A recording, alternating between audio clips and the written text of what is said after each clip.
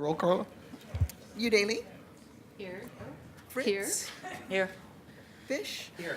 Wheeler? Saltzman? Here. Okay, our attorney, please. Welcome to the Portland City Council. The City Council represents all Portlanders and meets to do the city's business. The presiding officer preserves order and decorum during City Council meetings so everyone can feel welcome, comfortable, respected, and safe. To participate in council meetings, you may sign up in advance with the council clerk's office for communications to briefly speak about any subject. You may also sign up for public testimony on resolutions or the first readings of ordinances. Your testimony should address the matter being considered at the time. When testifying, please state your name for the record. Your address is not necessary. Please disclose if you are a lobbyist. If you are representing an organization, please identify it. The presiding officer determines the length of testimony.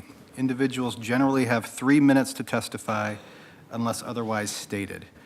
When you have 30 seconds left, a yellow light goes on. When your time is done, a red light goes on. If you are in the audience and would like to show your support for something that is said, please feel free to do a thumbs up. If you want to express that you do not support something, please feel free to do a thumbs down. Disruptive conduct such as shouting or interrupting testimony or council deliberations will not be allowed. If there are disruptions, a warning will be given that further disruption may result in the person being ejected for the remainder of the meeting. After being ejected, a person who fails to leave the meeting is subject to arrest for trespass. Thank you for helping your fellow Portlanders feel welcome, comfortable, respected, and safe. Free timing. Good afternoon, everybody. How are you today? Folks, we have a clean-up from an agenda item yesterday, and Robert, I'm going to ask you to come up, or somebody from legal counsel, to answer any questions. But yesterday, the City Council voted to adopt the resolution setting the city's investment policy for the next year. Due to an oversight, the amended exhibits were not presented and voted on at yesterday's council meeting.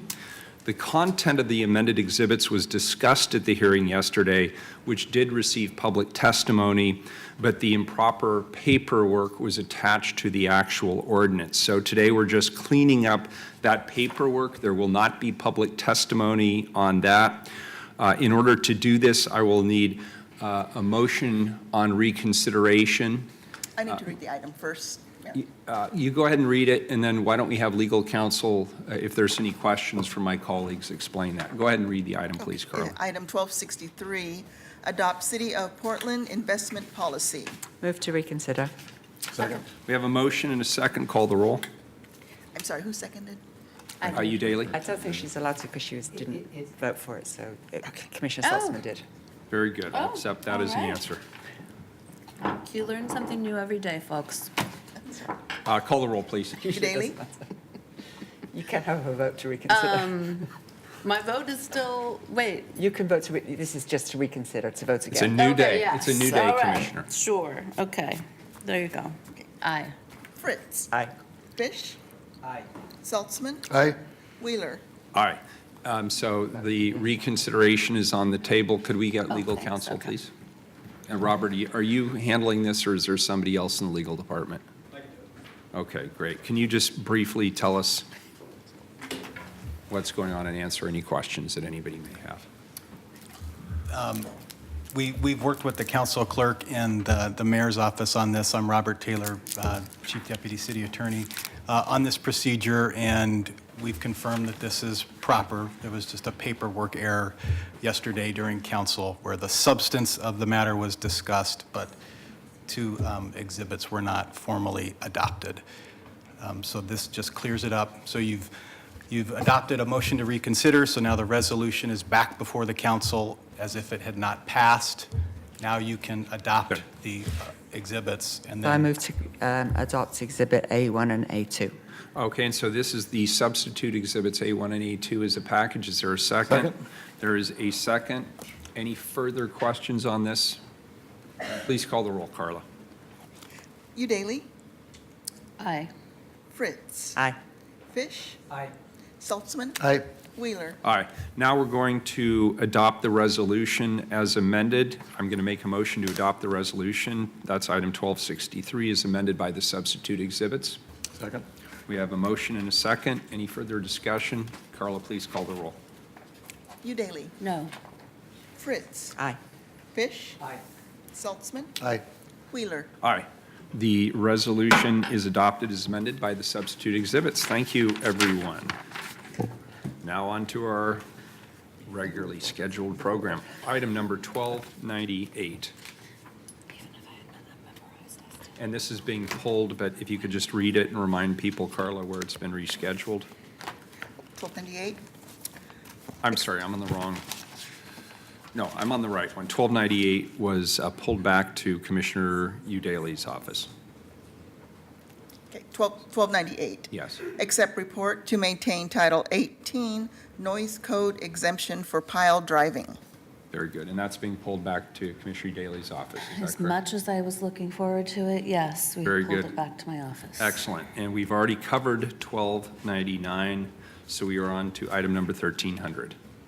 1299 got pulled into yesterday's agenda. Why aren't we doing the time certain? 1297. I'm sorry, I forgot that. I apologize. 1297. Amend the sustainable procurement policy to incorporate the city's clean air construction standard and additional directives regarding fostering fair and safe supplies. Colleagues, for this next item, I would like to move to introduce a substitute. The substitute amends the resolution and Exhibit A to remove the reference to additional directives regarding fostering safe and fair supply chains. Our intention is to separate those directives from the clean air construction standard, as council would like some more time to deliberate on the safe and fair supply chains topic. This request was made particularly by my colleague, Commissioner Udaley, who sponsored the recommendation directing procurement services to develop a supplier code of conduct. Our intention is to bring back the additional directives regarding supply chains within the next 30 days. Commissioner Udaley, is there anything else you'd like to say on that particular point? Sure, thank you, Mayor. You bet. I'll just add that our office, in partnership with Commissioner Fish's office, has been working with unions and procurement to identify ways to include best practices for employee standards in the procurement process. We feel we are very close to finalizing the policy suggestions, but there is a little more work we'd like some time to dig into further and continue discussions around. So I want to thank procurement for being so flexible and working so hard to be responsive to our requests. And I also want to thank the mayor's office for being flexible as well. Very good, thank you. I'll accept a motion to accept a substitute resolution and Exhibit A. So moved. Second. We have a motion from Commissioner Fritz, a second from Commissioner Udaley. Please call the roll. Udalee. Aye. Fritz. Aye. Fish. Aye. Saltzman. Aye. Wheeler. Aye. So on to my introductory remarks. It's imperative for the city to take action to address the public health impacts of air toxics. Recent studies show that Portland has the highest risk from air toxics in the entire state of Oregon, and in particular has the highest levels of diesel particulate pollution. I think all of us can agree that is not acceptable. By requiring contractors on city construction projects to use equipment that controls diesel emissions, we can begin to make progress. But we're not going to stop here. While we think it's very important for us to set an example with our own procurement policies and to practice what we preach, we're also advocating for the state to take action to curb diesel emissions and support our regional efforts. This resolution amends the city's sustainable procurement policy to incorporate the Clean Air Construction Standard, which controls diesel emissions from equipment on city construction projects to improve air quality and to protect the public's health. On September 20th, Council directed the Bureau of Planning and Sustainability and Procurement Services to develop a program framework and identify the necessary resources to implement this policy. Over the past 2 months, staff has worked tirelessly, engaging with regional partners to develop a program framework and refined the draft diesel standard based on feedback from diverse stakeholders, including neighborhood associations, clean air advocates, construction project managers, and the contracting community. As you know, developing this standard has been a regional effort led by the city and Multnomah County. Multnomah County will be adopting the standard by executive order.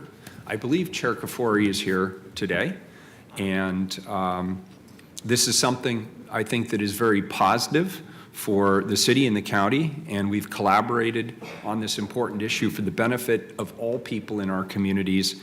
And I certainly appreciate the chair's engagement and the county's involvement in this important process. I'd now like to turn it over to our Chief Procurement Officer, Lester Spittler, Stacy Foreman from Procurement Services, and Kyle Diesner from the Bureau of Planning and Sustainability, who will give us an overview of the final standard. Thank you all for being here today.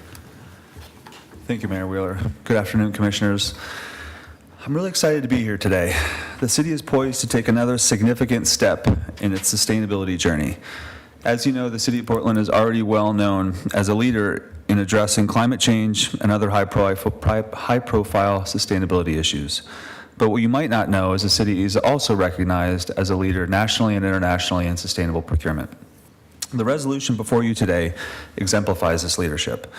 While other jurisdictions throughout the nation have taken action to reduce diesel emissions on their construction projects, I think it is safe to say that what you have before you is really unique and collaborative. It's a regional approach, and we're taking into consideration disadvantaged, minority-owned, women-owned, and emerging small businesses. It reflects a balance among competing stakeholder interests, including those of our construction bureaus, which require a diverse and competitive contractor pool to meet their service commitments. And while this work will continue to be collaborative amongst our regional partners, I believe the city, and specifically Procurement Services and Stacy Foreman right here, is the right team and the right agency to lead this regional approach and administer the Clean Air Construction Program. I look forward to working with you to develop the resources needed to make the proposed program a reality, and certainly want to express our appreciation for your leadership in asking us to develop this program and making a decision today. I would also like to take the opportunity to acknowledge the dedication of the following people who have spent the past 2 years working diligently to get this standard before you today. Stacy Foreman in Procurement Services, to the right of me, Kyle Diesner from the Bureau of Planning and Sustainability, John Vazatinsky from Multnomah County, Kevin Downing from Oregon DEQ, Eric Feely from Oregon DEQ, David Breen from the Port of Portland, Lisa High from Metro, Kathleen Johnson from Washington County, and Eben Polk from Clackamas County. Public procurement is not just about maintaining the integrity of the procurement process. The city's procurement actions say a lot about what we value, and people are watching and listening. This resolution before you today acts on key values related to air quality and public health, and we look forward to continuing the journey with our regional partners and stakeholders. So without further ado, I would like to now introduce Stacy Foreman from Procurement Services and Kyle Diesner from the Bureau of Planning and Sustainability, who will walk through the background and the details of the resolution. Thank you. Thank you. Good afternoon, Mayor Wheeler and City Commissioners. As Lester mentioned, my name is Stacy Foreman. I'm here with Kyle Diesner to walk through the resolution before you today to amend the city's sustainable procurement policy to incorporate a clean air construction standard.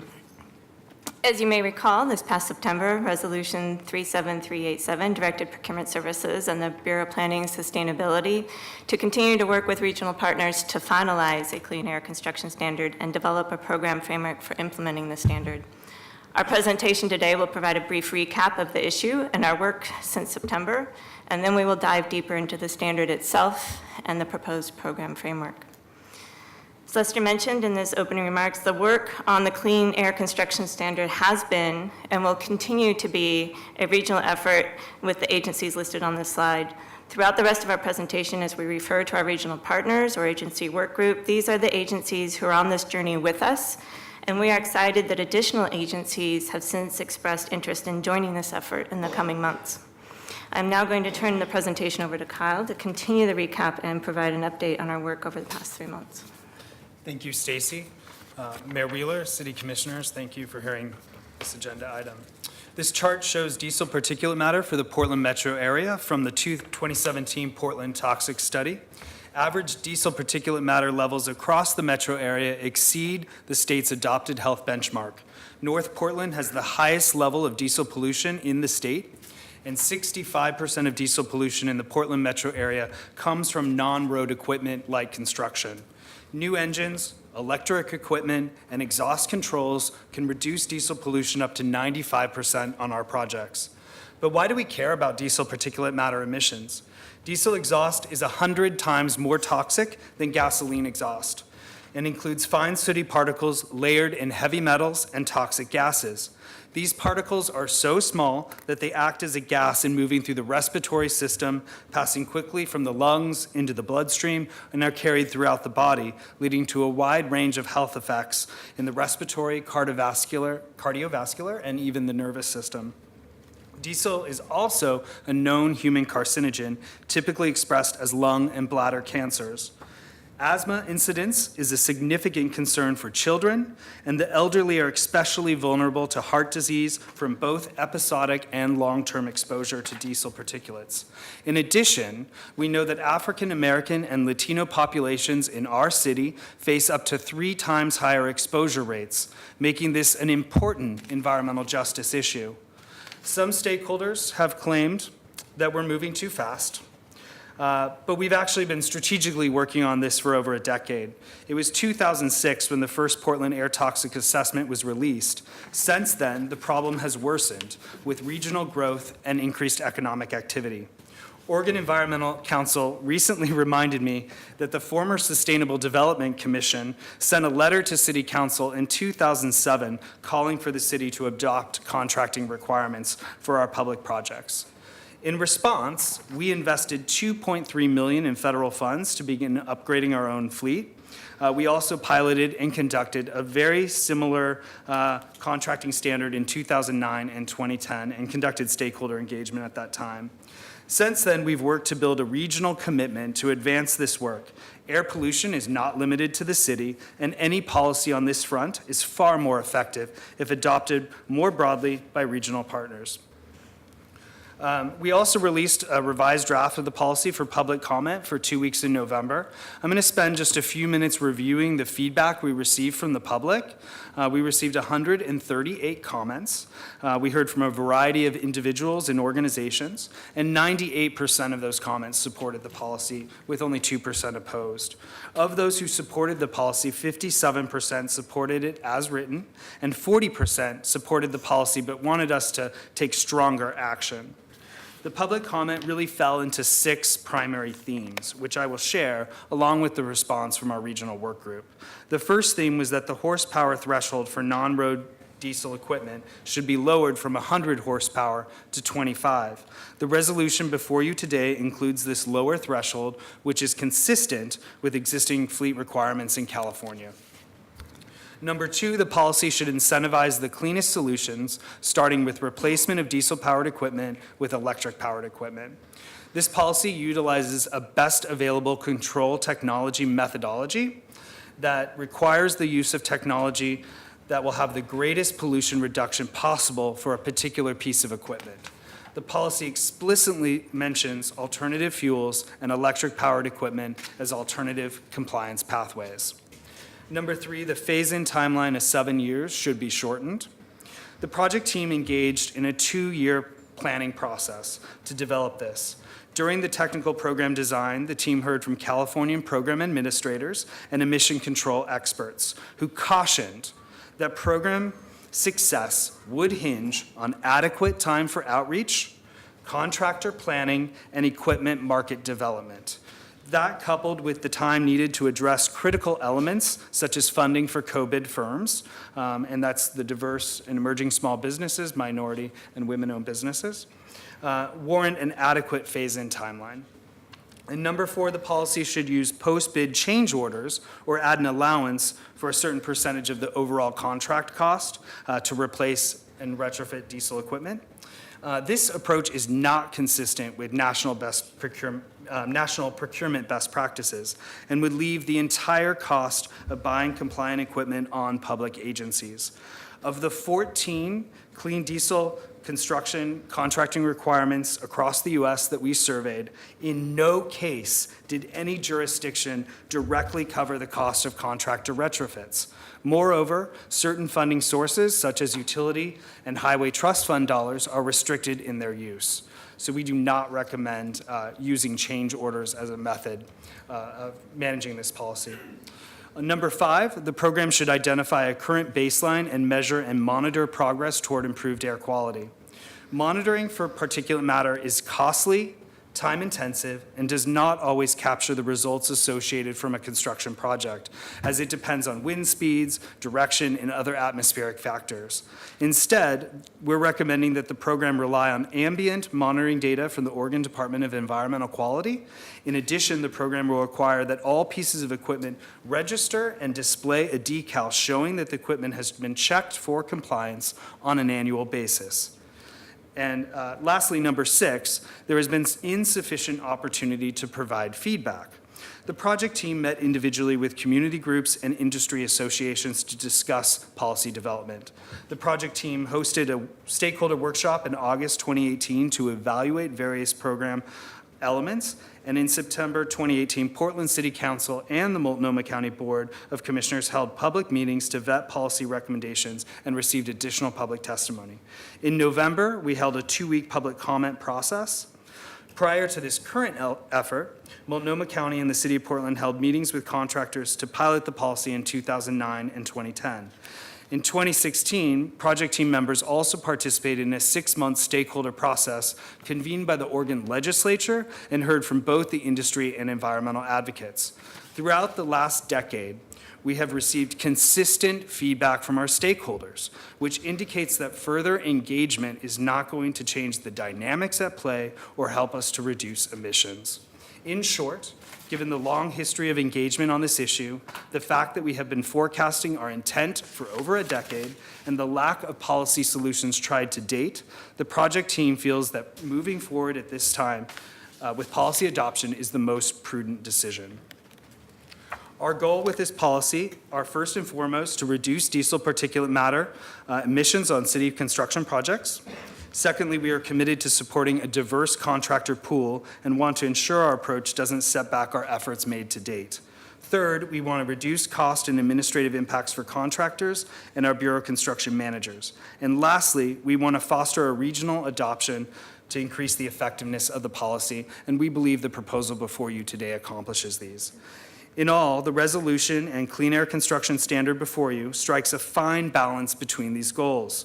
Ultimately, after full program implementation, we will reduce idling on our project sites, utilize the cleanest available diesel non-road equipment or cement mixers and dump trucks, increase use of alternative fuels and electric vehicles on our projects, and lastly, retrofit older diesel equipment and vehicles with diesel particulate filters such that we achieve reductions on the order of 95%.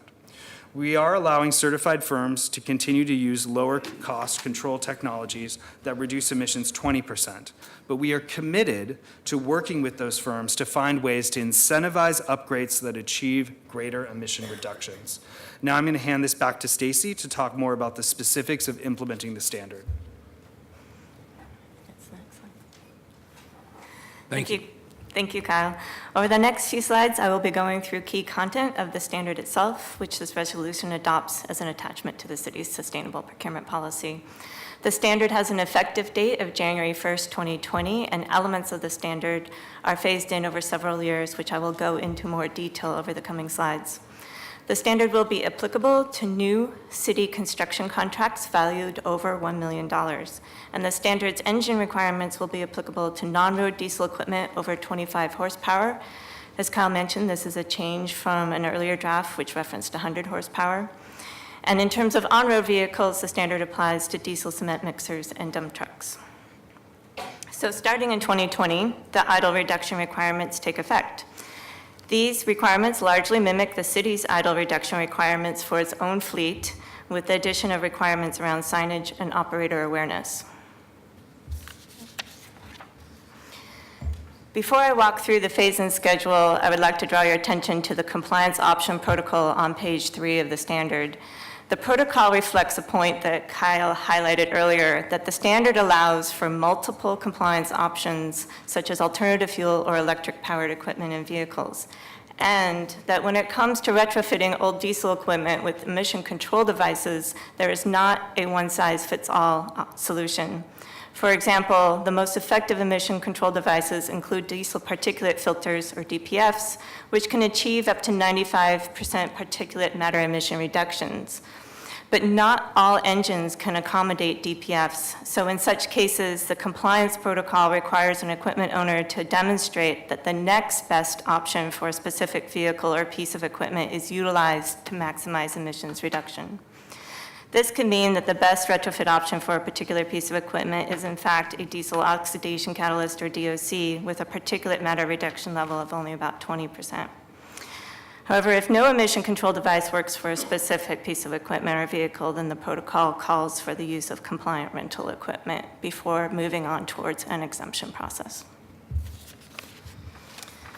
So with that in mind, here is the standards phase-in schedule. As I mentioned earlier, in 2020, we start with the idle reduction requirements.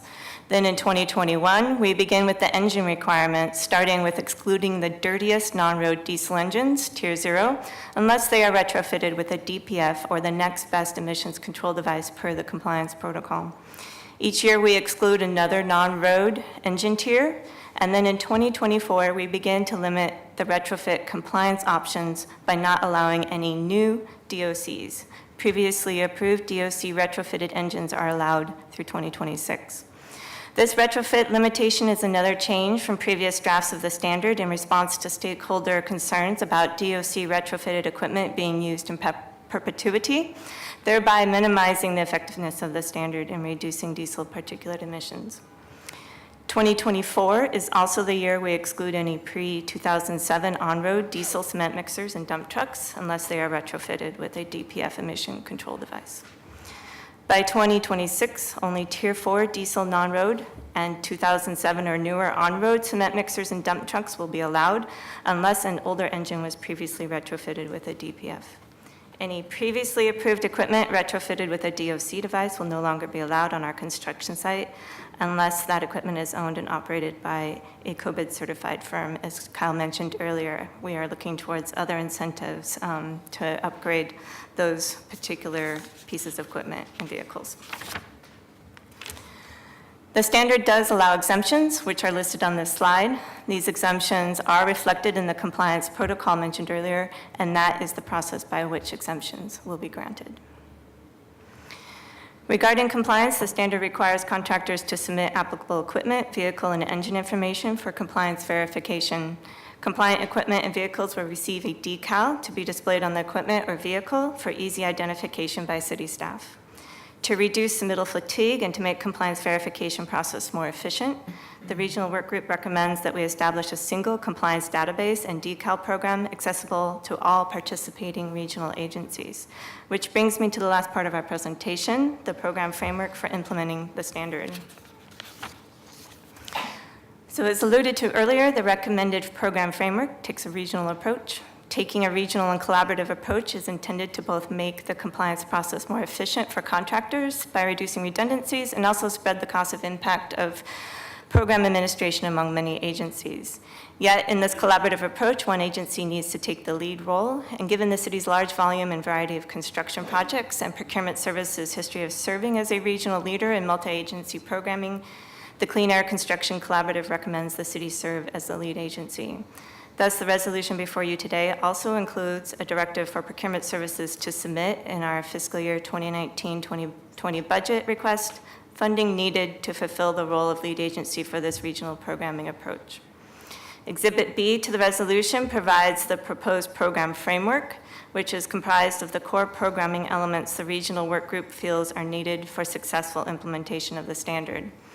As highlighted on this slide, the core elements cover a variety of programming needs, including administration, communications, compliance and enforcement, and specific support for COBID-certified firms. Yet this framework is just the beginning. It is a starting point, and we will be working further with our regional partners to develop program details. As we do so, we are committed to engaging stakeholders, including city bureaus, the contractor community, and clean air advocates, many of whom are here today. In addition to developing the Clean Air Construction Program, next steps include returning to City Council in July of 2019 with results from a financial impact analysis on applying the standard to affordable housing projects. We will also return in October 2019 with a proposal for financial and technical assistance support for COBID-certified firms complying with the standard. The October timeline reflects the need to take into account the results of the 2019 state legislative session and the level of success we achieved in securing VDOB settlement funds for assisting COVID-certified firms in upgrading or retrofitting old diesel equipment and vehicles. Lastly, next steps include supporting more agencies to adopt the clean air construction standards so we can maximize the potential for reducing harmful diesel particulate matter pollution in our neighborhoods. And now I will turn it back over to Kyle for some closing remarks. Thank you, Stacy. In closing, I'd like to reiterate that we are bringing forward a solid regional approach to reduce emissions. This is based on national best practices, and the phase-in schedule is based on lessons learned from California. In addition, we are utilizing a unique and proactive approach to address impacts on COVID firms. This is a step that was not taken by any of the 14 programs we surveyed and really demonstrates our strong commitment to equity and diverse business development. We understand this policy includes cost uncertainty, both on the impacts to contractors and on Bureau construction costs. We are working to get better data with a survey of members of the Portland Building Development Group and the statewide inventory being conducted by DEQ, and we'll be able to share that information with you when we come back in October. This policy presents a careful balancing act between divergent stakeholder perspectives, cost versus environmental and health benefits. We know from the US EPA that every dollar invested in reducing diesel pollution has a $10 return on that investment. Even when with cost uncertainty, we know the costs of inaction are greater than the cost of making these investments. Regardless, this is about our values. I think we can all agree that when we can, it is our responsibility to help deliver on cleaner air for Portlanders. In the absence of broader statewide regulation, clean air construction standards provide an opportunity to significantly reduce diesel emissions on public projects. It benefits the health of agency employees, contractors, and nearby communities. We've never had a better opportunity to do this, as we do now with the VDOB settlement funds intended to reduce diesel emissions. This is an important leadership opportunity on a significant public health issue. We've been preparing to take this step for a decade, and now it is finally the time to act. Thank you. Thank you. Appreciate it. Kyle, Stacy, Lester, questions? Commissioner Fritz first, then Commissioner Saltzman. Thank you. Thank you for your presentation, and thank you, everybody, for your work on this. Why have you defined no idling as 5 minutes of idling? That was the standard that we've adopted for our own fleet, and it's also the standard that Multnomah County had put in place for their fleet. So we were consistent with kind of the regional practices that we had in place, and we wanted to see that applied to the contracting community when they worked on our projects. Well, I think we know that, I don't know for a gasoline car, you turn it off if you're going to be idling for 10 seconds or more. So I would like some more information on why we would allow 5 minutes of idling, even if it is the area standard. My second question is, there's a paragraph in the resolution saying that the Portland Housing Bureau is exempt, but the standards don't go into place till 2020 anyway. So why are we specifically exempting it in the resolution? Why don't we maybe exempt? I don't think we should exempt Portland Housing Bureau projects. We shouldn't be making other private companies do something that we're not going to. So I think I raised that as a concern for my colleagues. Commissioner I was just Saltzman. curious what a COBID certified firm is. It's the, COBID is the state certification office for diversity and inclusion. So it's the disadvantaged, minority-owned, women-owned, emerging small business, and the service-disabled veteran designation. Just hadn't heard that acronym before. Commissioner Daly. Thank you, Mayor. Really just a couple remarks. One, I had to stifle some laughter when you came upon the slide that said that stakeholders felt we were moving too fast. There is no moving too fast on air pollution or issues around climate change. And I can one-up you. Did you say we started in 2010 or 2013? 7, is that what we? Okay, Really, well, 2006 was our first federal grants. the City Club of Portland did its first report on Portland's terrible air quality, which included diesel in 1955 and noted North Portland as a significant area of concern. Could I just get a show of hands? How many of you here were born after or before 1955? I mean, you don't have to, yeah. So just, no one at home could see, yeah. You know, just to illustrate, that's almost an entire lifetime. So I suggest those stakeholders buckle their seatbelts because it's going to be a real bumpy ride. I share Commissioner Fritz's concerns about the idling and, you know, frankly wonder if we could make this a little more aggressive, given they've had 65 years to improve their practices. Yeah.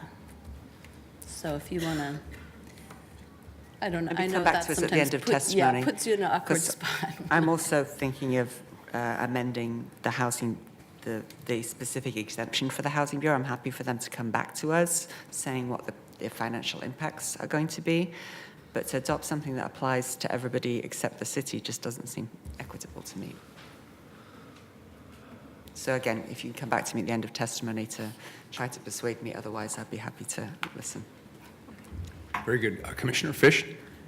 No, I'm just curious, what, Commissioner Fritz, what do you mean that it applies to everyone except the city? Well, that's what it says in the resolution. Well, the Housing Bureau is just one small part of the city. This would apply to Water Bureau projects, this would apply to transportation projects, this would apply to, would it not? Right, well, but why should it not apply to Housing Bureau projects? I don't know, I didn't write it, but I'm just saying it's not true to say it doesn't apply to the city. This is just one particular carve-out. Okay. And I'd like to understand I better stand corrected. why it's been carved out. Mayor, Commissioners, we concluded with discussions with the Housing Bureau that it warranted further study because of the tight margin on costs for affordable housing projects and the bonds that have been passed that have certain requirements for delivering a certain number of units. So the standard doesn't, as you noted, doesn't go into effect until 2021. So that gives us time to look at that and then bring back a proposal for how to address that. And I'm confident we can find a solution here, but we just felt like we needed a little bit more time with regard to affordable housing so that we can be really thoughtful and data-driven in our solution. Yeah, but we know that the highest concentrations of particulate matter are in the areas that we might be putting affordable housing, so why we would be adding to that. I'd prefer to maybe take it out later rather than exempt it right up front here. I'll leave that to council to decide. Very good. Thank you. Appreciate it. We now have 5 invited guests, and why don't we do 3 and then 2 if we could, just for convenience sake. First up, please, we are fortunate to have Multnomah County Chair Deborah Kafoury with us today. Director Richard Whitman of the Oregon DEQ is also here, and Dr. Paul Lewis, who is our Tri-County Health Officer. And following them will be Kevin Downing, he's formerly of the DEQ, and Joshua Proudfoot from Good Company. Welcome, Chair Kafoury. Thank you. Good afternoon. I'm Deborah Kafoury, your Multnomah County Chair. Over the past few years, as I'm sure you have heard from many of your colleagues and constituents as well, about how bad our air quality is. Actually, apparently, we've been talking about it since 1950-something. 55. Interesting at to know. least. And today I can say with some pride and appreciation that 2018 has become a year that we have turned our talk into action. My colleagues on the Board of County Commissioners and I followed Washington County's lead and launched the county's first wood smoke curtailment program. This new approach allows the health department to ban wood burning countywide on days with dangerously stagnant air. In November, the Environmental Quality Commission approved the governor's Cleaner Air Oregon rules that overhaul how the state regulates industrial emissions to better protect people's health. Thank you, Richard. And today, the city and the county are taking a big step forward toward curbing emissions of deadly diesel particulate matter. The clean air construction standards you have before you today have been carefully considered. The standard is meant to serve not only the city and the county, but governments from across our region. In fact, the Port of Portland has already committed to being the next jurisdiction to move forward on these standards.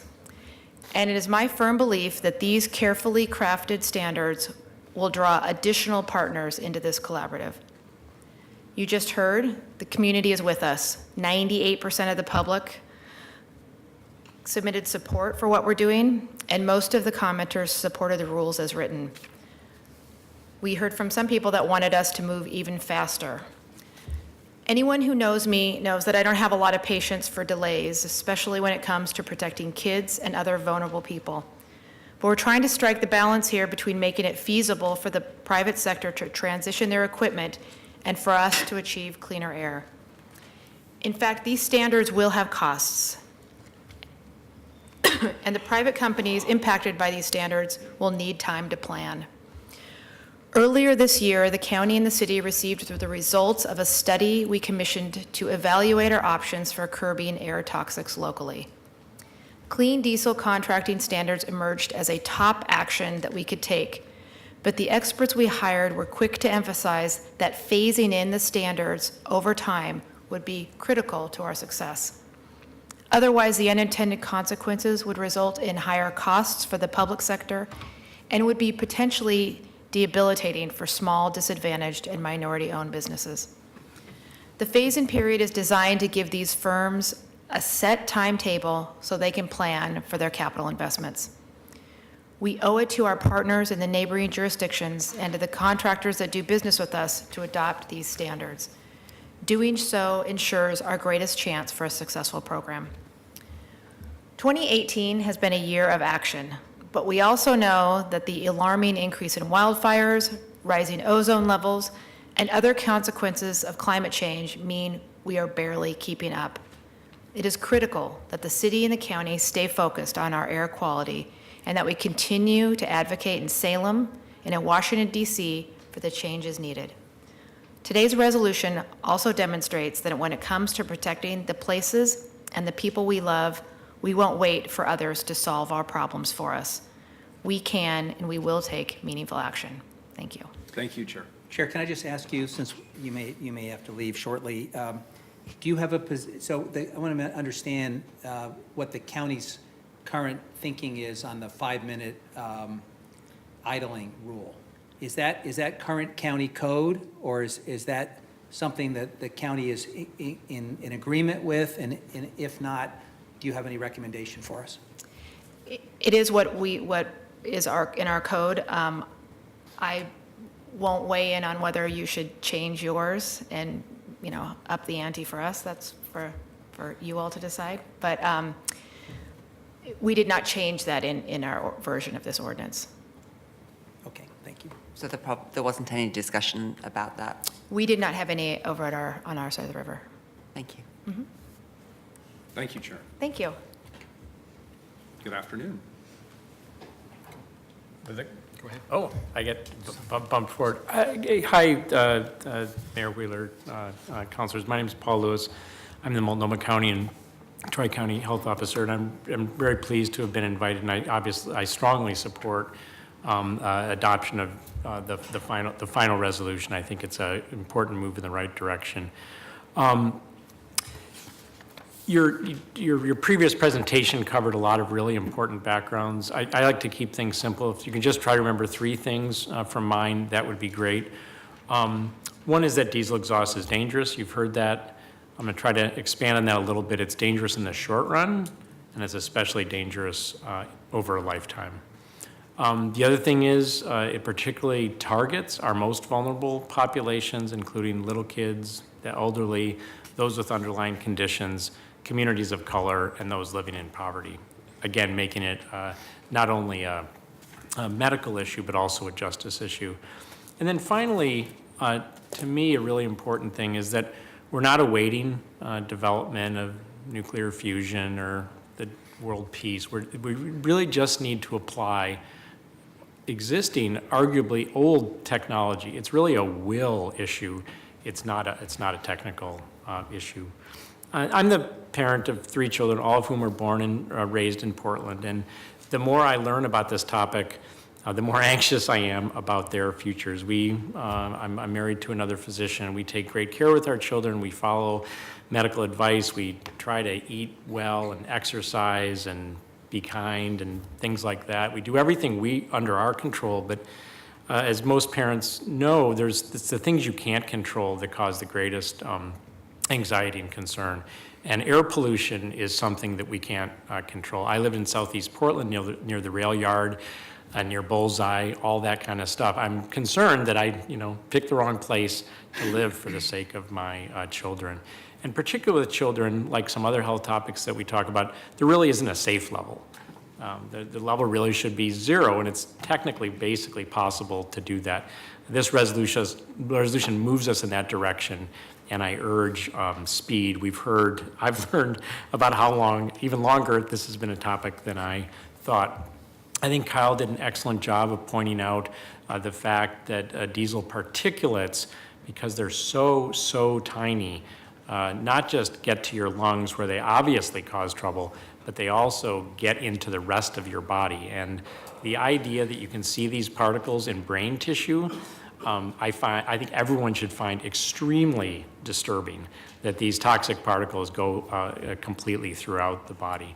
In the short run, any irritant, diesel in particular, cause short-term problems like trouble breathing, asthma, et cetera. For those that have other underlying conditions like heart conditions, they can also increase the risk of heart problems and stroke. One thing we know during the flu season, we have more heart problems. It's the same idea. Affecting the lungs also affects the heart. The long run, I think, is even more concerning. Diesel's been linked to low birth weight and developmental issues. And diseases like cancer take decades to develop. So a lifetime exposure to a carcinogen is a great concern and really adds urgency to act on this. Kyle did mention the 2014 study done by Multnomah County, which compared census tracts with higher proportions of communities of color compared to predominantly white census tracts, which demonstrated a 3-time greater exposure to diesel particulates. So again, it's a problem, it targets the vulnerable, and it specifically targets communities of color. I'm an optimist by nature, and high mileage cars and electric vehicles have actually been around for decades. It's taken public policy to move those into the mainstream. So again, I strongly support this policy, and thank you for your time. Thank you for being here. Appreciate it. Thanks for your good work. Good afternoon. Good afternoon, Mayor Wheeler and members and commissioners. For the record, Richard Whitman, the Director of the Oregon Department of Environmental Quality. It's a pleasure to be here this afternoon and talk about this important policy, and a pleasure to be here and support our partners in working on some very difficult public health and air quality issues, Multnomah County and the City of Portland and other local governments throughout the Portland metro area. I also have to single out, you're going to hear shortly from Kevin Downing, who is a former DEQ employee, just recently retired. Kevin is a national expert on diesel emissions and really has been an important part of this effort. And given that he's doing this as a retired annuitant at this point, I just want to go out of my way to thank him for his devotion to this important issue. And Eric Feely has recently come on board and is working very hard to fill some very big shoes there. So I want to talk about 3 things really this afternoon. But first, as a frame for what this policy involves, I want to suggest that this is actually 3 main issues are involved here. There is a public health issue, and you just heard from Dr. Lewis some important information about that. It is an equity and environmental justice issue also because of the very localized effects of diesel emissions in particular. And it is a cost issue, but it's a cost issue not only in terms of the cost of construction, it's also a cost issue in terms of the public health impacts that are caused by diesel emissions. It's estimated that the cost of public health impacts from diesel emissions in the state of Oregon is $3.5 billion. That's with a B, $billion per year. So there is a significant cost to the public and to in terms of health care from diesel emissions.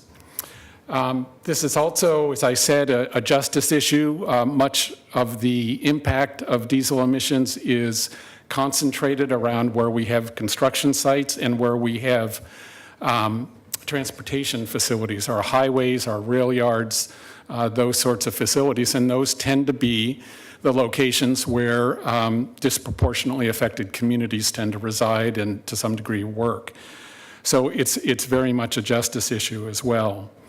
On the magnitude of the health impacts also, non-road emissions are 47% of our total diesel emissions statewide. And then from construction equipment, that's 62% of that total. So the construction diesel emissions are a very significant portion of the overall burden of diesel emissions going into our air. We can make a difference on this also. As you heard from your staff, retrofits of diesel engines can reduce emissions from construction equipment by 95%. And that's important because these engines tend to be very long-lived. Construction equipment typically has a useful life of 20, 30, 40 years. So acting now is a leader to really push the construction community to begin to retrofit and eventually replace some of these engines is extremely important. So DEQ, the Oregon Department of Environmental Quality, strongly supports the regional work by Multnomah County and by the City of Portland and by other regional partners to adopt this sort of practice. There will be conversation ongoing, as there has been in the past, in the Oregon legislature about these issues. Oregon DEQ is currently working with a contractor to do a statewide survey of diesel emissions from construction equipment that will give us some better information about non-road diesel emissions that I think will lay a foundation for more of a statewide conversation around diesel emissions. And then finally, it was also mentioned in terms of the impact of a policy like this on minority women, emerging, and small business enterprises. And as you may know, Oregon participated in a settlement with VW over falsification of emissions information that has provided the state with about $73 million in a fund to mitigate the impacts of emissions. And that fund could be used with some legislative action to help defray some of the cost of conversion and retrofitting for some of these enterprises. That's something Governor Brown, I know, is interested in. It's something that the Oregon Department of Environmental Quality is interested in as well. It will require legislative action in the 2019 session, and we appreciate the support of Multnomah County and the city in working with us to work through those issues down in Salem. So with that, I think I'm going to conclude my testimony. Again, we're very supportive of this policy, and I'd be happy to answer any questions you might have. Thank you. Questions for either Just of have these a comment. Commissioner Fish. Two of our best partners here testifying. If you could just indulge me for a second, Dr. Lewis, I have not had a chance adequately to publicly thank you for the work that you did to assist the city in addressing a number of very thorny public health issues over the last 5 years. And when I had the honor of leading both of the city's utilities, as you know, from time to time, rarely, but occasionally, these public health issues came up. And what I learned over the last, number of years in working closely with you is that you have tremendous credibility in the community, which means people listen carefully to what you have to say. B, I would say that you're a model communicator, and like a lot of subject matter experts, some people obfuscate when they talk. You make complicated things seem a lot easier and more accessible. And third, you've just been a terrific partner, and we've gone through some highs and some lows in terms of challenges and talking about big public health issues, but you've been a fantastic partner at the county, and I actually never, during my 5 years, adequately had the opportunity to thank you, and so I'm going to steal this moment to publicly thank you for your work. Well, thank you, Commissioner. And again, as with the county, the city is a critical partner for so many projects that we need to do together. So thank you. Very good. Thank you, gentlemen. We appreciate it. Thanks for being here today. Oh, I'm sorry. I apologize. Commissioner Daly, I'm sorry. How many billions in health costs did you say? 3 billion, or was it? Mayor Wheeler and Commissioner Udaly, the estimate is $3.5 billion per year in Oregon, and that's a prorated share of what the estimated cost is nationally. So it is an estimate, but that's the estimated cost. Thank you. Yep. Any other questions? Very good. Thank you very much. Last two invited guests are Kevin Downing, former DEQ staff, and Joshua Proudfoot from Good Company. Welcome. Thanks for being here. Thank you. Good afternoon, Mayor, councilors. My name is Kevin Downing. I'm a resident of Southeast Portland, but also a former employee at DEQ. I wanted to raise a couple of points that have been raised so far. The idling issue on 5 minutes. So actually, the standard in the state law right now is 5 minutes on the truck side. So there's a 5-minute limit and a 60-minute period. Actually, that's a common metric across the country wherever there is an idling law. Actually, yes. I consider, in my opinion, the state idling law on the truck side is virtually unenforceable the way it's written, but nonetheless, that standard is there. And with diesel engines, it's a little bit different than gasoline engines in that there's a cool down period for these engines so that the 5 minutes would accommodate some of that period of time for the engine to cool down before it needs to move into the next piece of work it's supposed to be doing. And then actually No, that doesn't make any sense. I'm sorry, I didn't understand what you just said there. It's still going for 5 minutes, not being off but for not 5 at, minutes. not at speed. So it's operating at a lower RPM. So that's a cool down period for the engine to get to a lower operating temperature that makes it less damaging for the engine to shut down. I see. Okay. And that's been scientifically verified? That's just part of the way the design of the engines, yes. Thank you. Yeah, you're welcome. Thank you. And I've been doing this work since about 2000, and I know that I had uncovered in some of my earlier files some documents from EPA as well as from Metro that had talked about the need to reduce diesel engines, I think from the 1950s or so, or at least from the 1960s. So the difference, though, between then and now is that we know now more about what diesel engines are emitting. I think that it's pretty easy for people to say that diesel engines are dirty because of the nuisance aspects of diesels, that smoke, and the odor that comes out of a diesel engine is typically what people are reacting to. But it's only in the last, there's a growing body of work that's actually matured in the last 10 years or so where we've become more definitively reach more definitive conclusions about what the actual health effects are.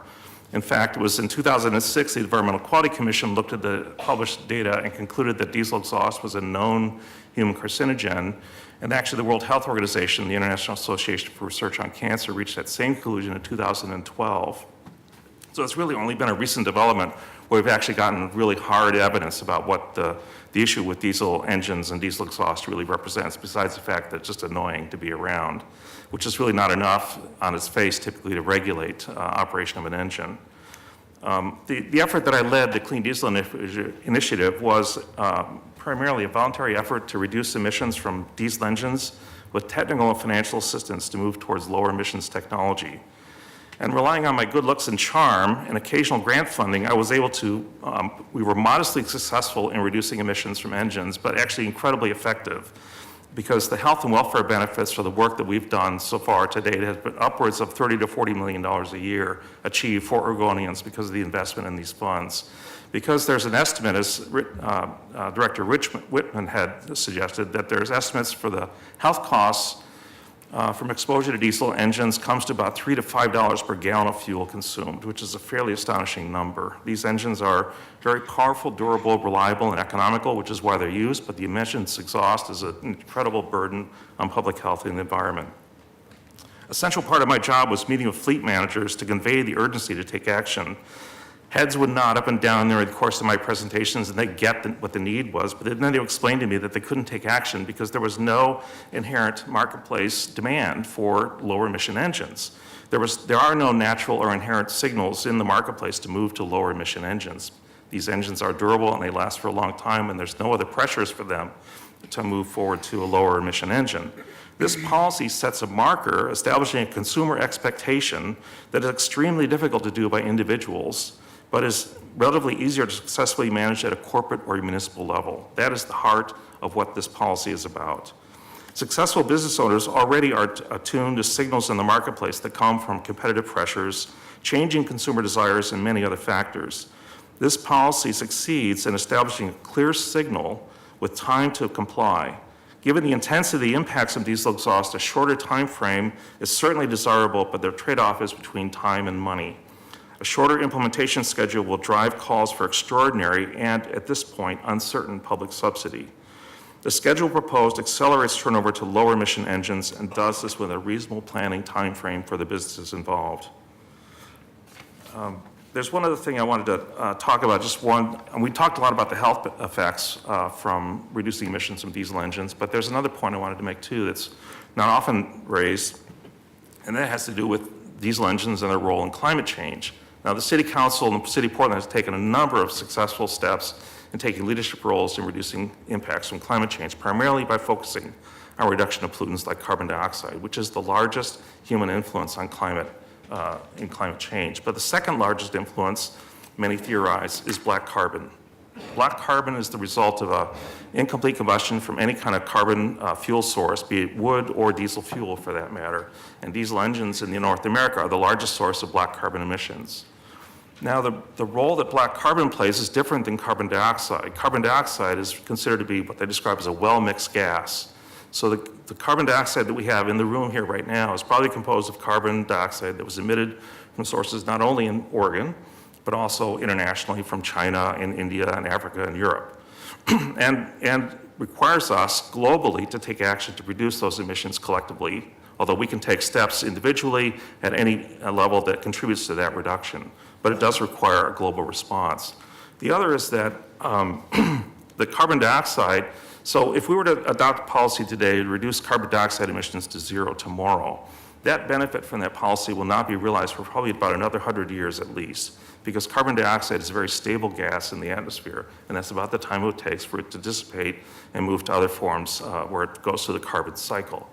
Whereas black carbon itself has a much shorter residence time in the atmosphere, on the order of days to weeks.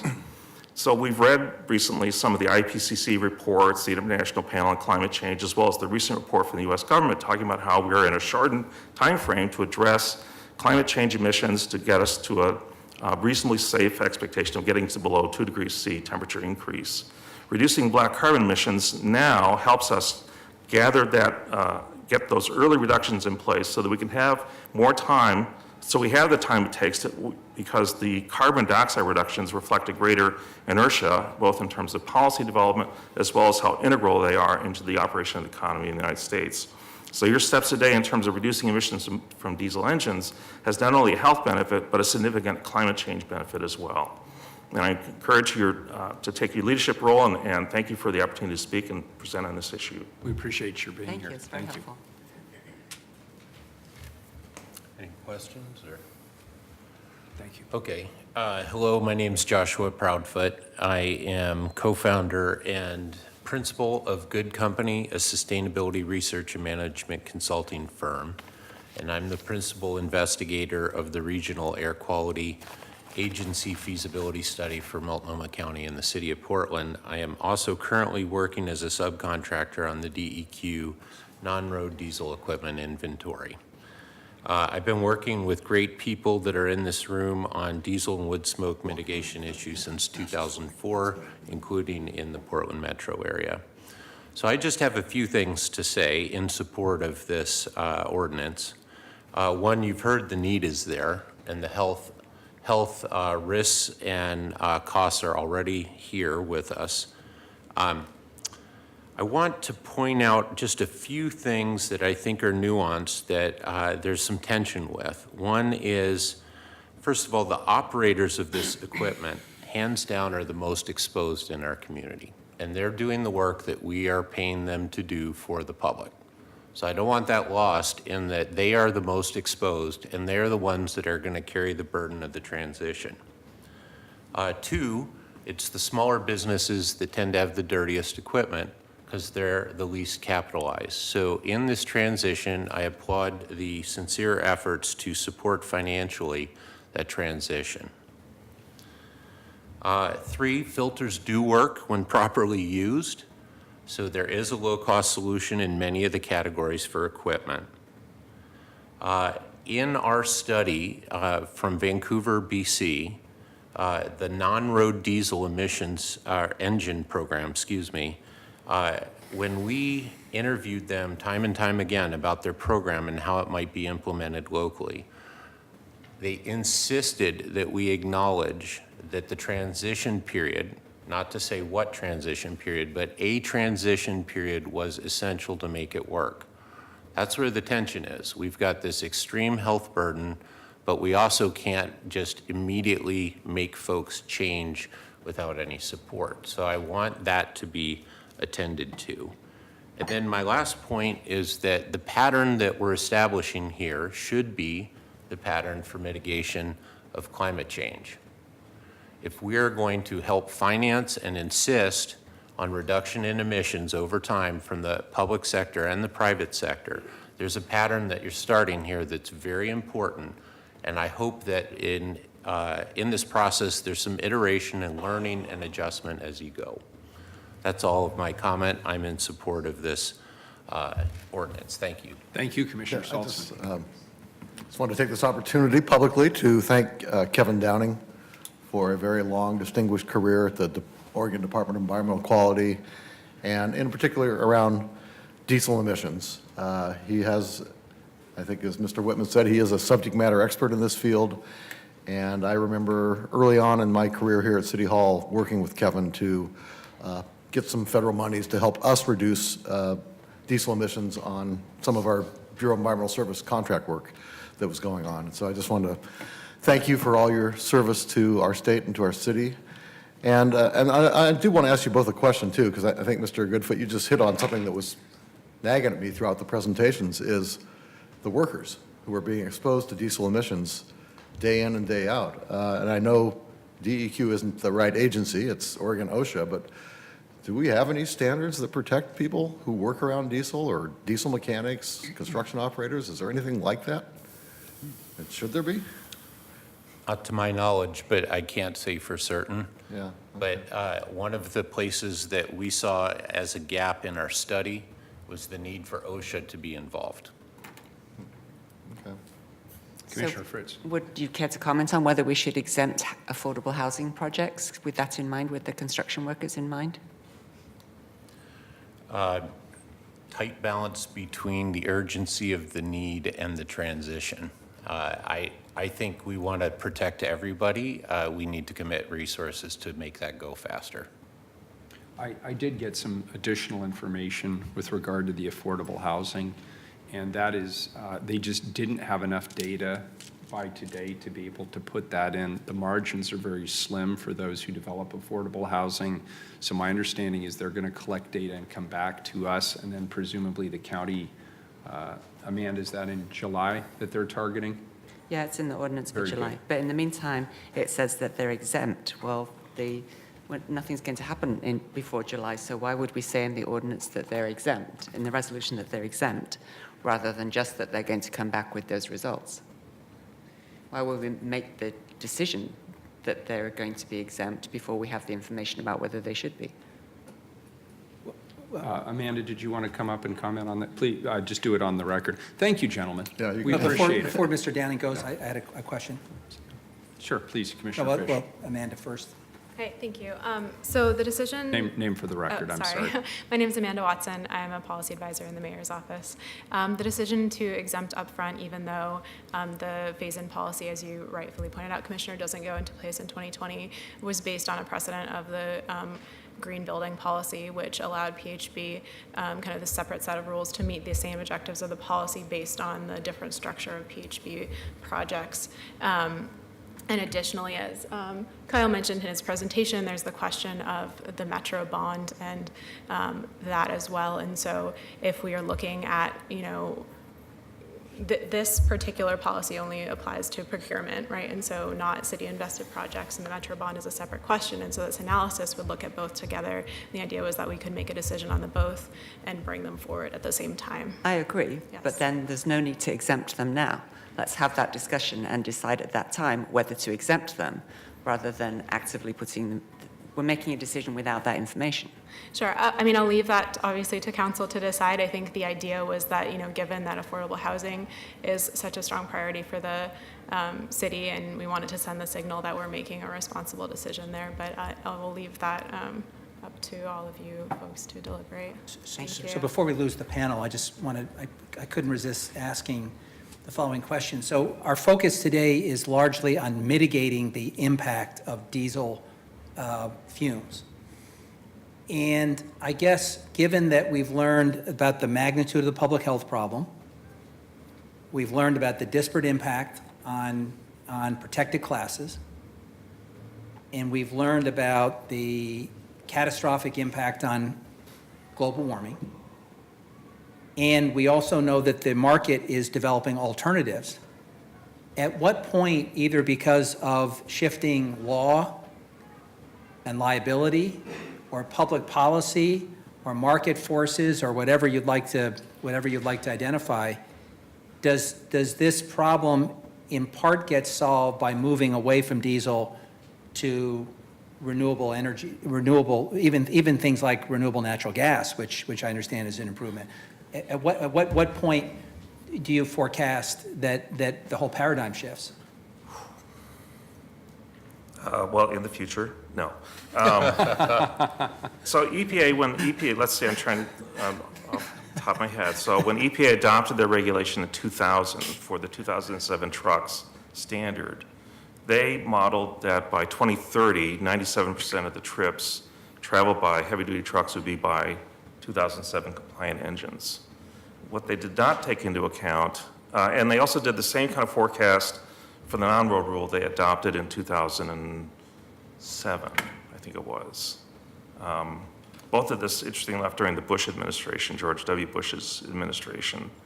That was its projection, I think, of 75% of the equipment will be clean, Tier 4, by 2030 as well. So what that doesn't take into account is the fact that there's been the Great Recession, there's been several economic turndowns in the meantime, and their modeling for both the highway and the non-highway side assumed that the turnover nationally would be 10% in both of those fleets every year. So 10% of the highway fleet, 10% of the non-road fleet will be turning over every year post the adoption of those rules. We don't know yet, and we'll be anxious to see the results from the survey work that is going on right now on the non-road side. But on the highway side, the registration data from ODOT suggests that the turnover there is somewhere between 4 to 6% per year. So the projection that we've had so far about the benefits from the new technology is way off because the turnover in the fleets is much slower, at least in this state, than what EPA had projected originally. So in terms of when that would happen, I don't know. Anecdotally, I can tell you that I was involved in a project where we offered 25% towards the cost of replacing some dump trucks. The company was very gracious and they wanted more than what I was able to offer. They kept coming back and saying, we want to do some more trucks. But he also pointed out that despite this new trucks that he also has a 1968 dump truck that he runs, that he loves and would not give up because it's cheaper to operate, is not repaired as often as the newer trucks. So there's a large investment that people have, both emotionally and financially, in keeping some of this old technology going for a long time. So not a very definitive answer, but longer, I think, than the 2030 timeframe than what EPA projected for sure. Thank you. If I may just add, from our work with a fuel cell manufacturer from Vancouver, BC, and market development work we did for them, I'm under the impression that the U.S. OEMs in the heavy-duty market are not going to move, and they've retuned their strategy to sell just to China, which has made a 5-year national effort to dedicate towards electrification of the heavy-duty fleet nationally.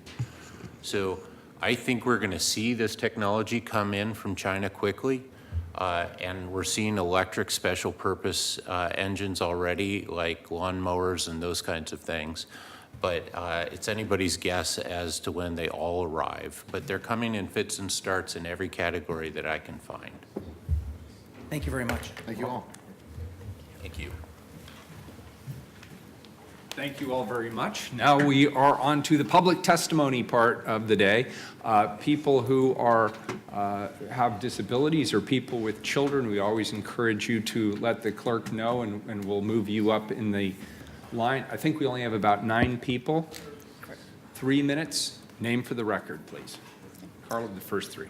The first 4 have asked to come up together. Bevan Burns, Ari Mitchell, Rosie Lyons, and Charlie Backus. Welcome. Thank you for being here.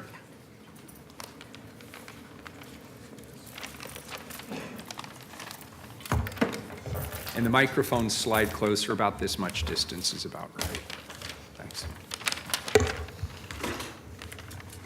Good afternoon. Hi, thank you for having us. My name is Bevan Burns. I'm a lifetime Portland resident where I'm raising my 4 daughters.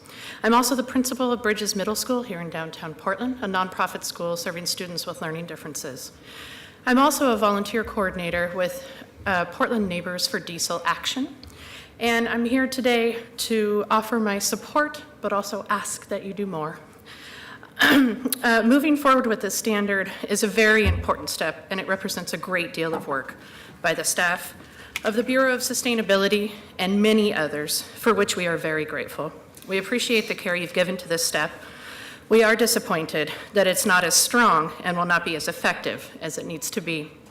We have submitted formal comments with our concerns. Boiling down our comments, we hope you will consider 4 changes.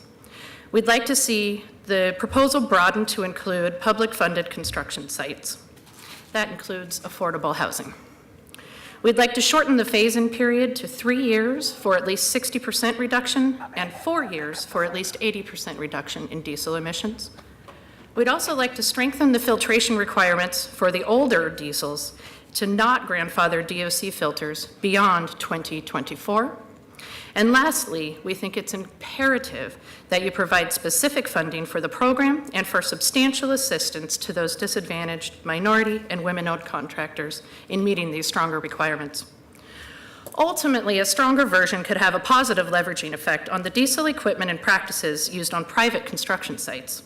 It may also be a model for other Oregon cities and counties, and eventually for the state's own infrastructure programs. As you know, on November 6th this year, metro area voters approved $652 million in general obligation bond to create affordable housing for approximately 12,000 residents. These funds will create quite a bit of city-funded construction sites.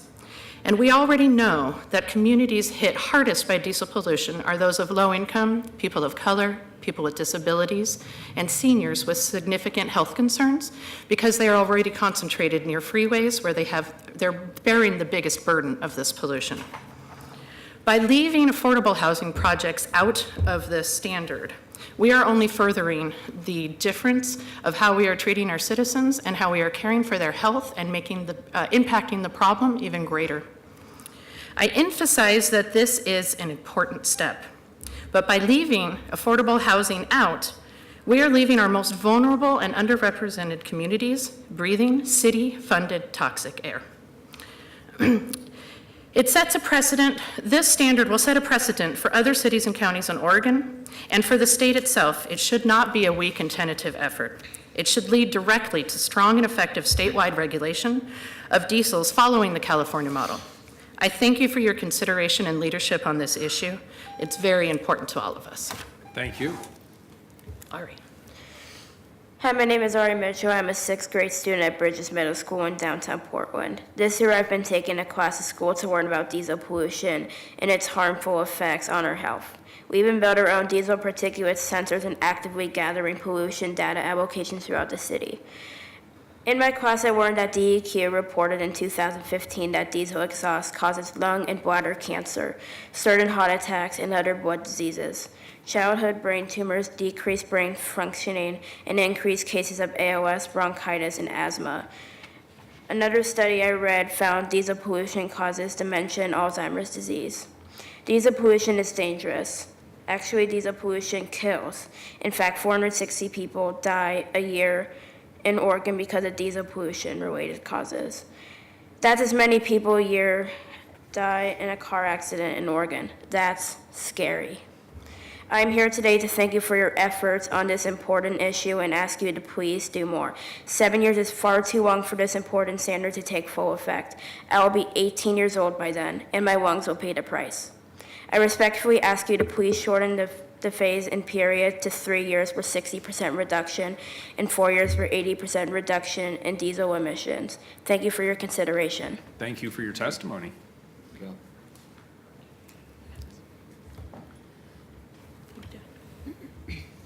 There you go. Perfect. Thank you. Hi, my name is Rosie Lyons. I am a 7th grade student at Bridges Middle School. In my environmental justice class this year, I was shocked to learn that Portland has some of the worst diesel-polluted air in the United States, and that in Portland, people with lower incomes are breathing the worst air of any of us because they are more likely to live in neighborhoods near freeways. We learned that 65% of the diesel pollution in our city comes from old equipment at construction sites. We have also learned about the efforts of our city and county to work together to address this pollution at construction sites. I'm here today to thank you for your efforts and ask that you please do more. You must include public-funded projects or you will leave our most underserved communities breathing toxic air. Thank you for your consideration. Thank you. Appreciate your being here. Hi, my name is Charlie Backus, and I'm a 6th grade student at Bridges Middle School. This year I've been taking a class at school to learn about diesel pollution in Portland and what we can do about it. I've learned about the diesel pollution caused by diesel trucks in our health and the climate. I'm amazed that the cost of the pollution in Oregon are more than $3 billion a year. I understand that the City Council and the City Country Commission are voting today as a resolution to begin to reduce diesel and pollution on public construction sites. I'm here today to thank you for your work on this. It is an important step, but a much too small. As you make a vote today, I hope you will approve of this resolution with a shorter phase-in schedule and broaden it all to include all city-funded construction sites. I thank you for your consideration, and I ask you all to remember that the health of us and our planet are at stake. More needs to be done, and soon. Thank you. Excellent testimony. Appreciate it.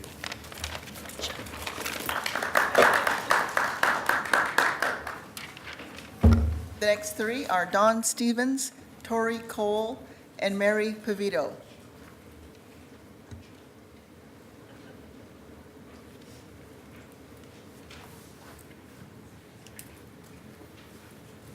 Good afternoon. Thank you for being here. Would you like to go ahead and start? Sure. Thank you. My name's Tori Cole. I'm an attorney. Hello. Okay. I'm an attorney and program director at Neighbors for Clean Air.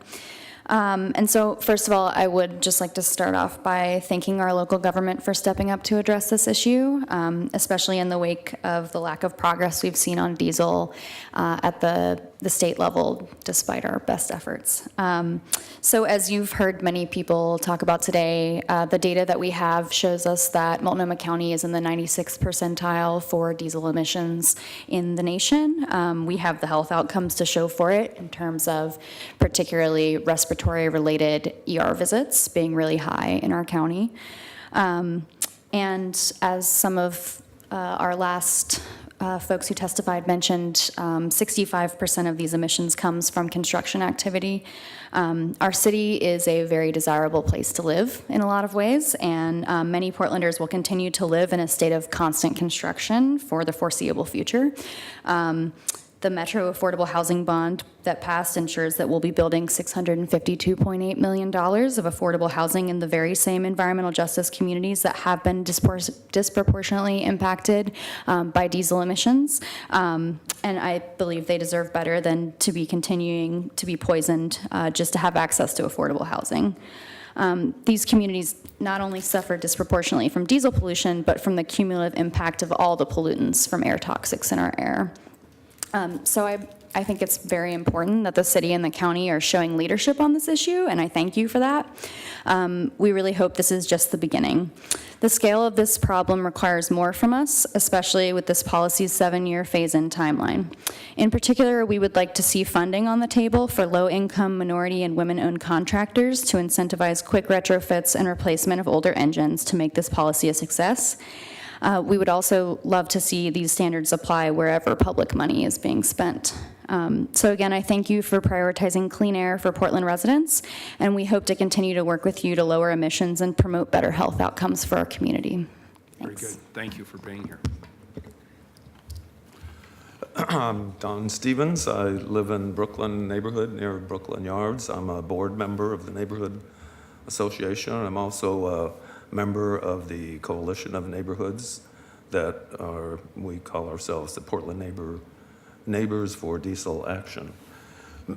I'm presenting today a copy of the resolution that the Neighborhood Board has passed in support of the resolution, and I'll just read it. We are pleased that the city is taking steps to reduce the dangerous emissions from diesel equipment used by contractors for city projects. The health hazards posed by diesel emissions has been known for more than 20 years, and in view of the inability of the state legislature to pass meaningful regulations, we welcome this small but important step by the city to reduce these emissions, if only for construction equipment. However, we are concerned that the timetable for implementation of gradually more restrictive standards is too slow, allowing 7 years to reach the state-of-the-art emission controls that are already more than 10 years old. The policy proposal also provides for many exemptions that allow contractors to use older polluting equipment for up to an additional 7 years. We urge you to shorten the timetable by 2 to 3 years. We support the provisions for the state certified, Oregon state certified DMW ESB firms. In view of the complex allowances for older equipment, we urge that a budget be allocated for inspection and enforcement, if not actual monitoring of air quality near construction sites. We feel an additional benefit of strong diesel emission standards enacted by the city can serve as a model for other jurisdictions to emulate for construction as well as on-road diesel emissions. These pose the greatest threat to health at an annual cost to the state of $3.5 billion, according to the DEQ.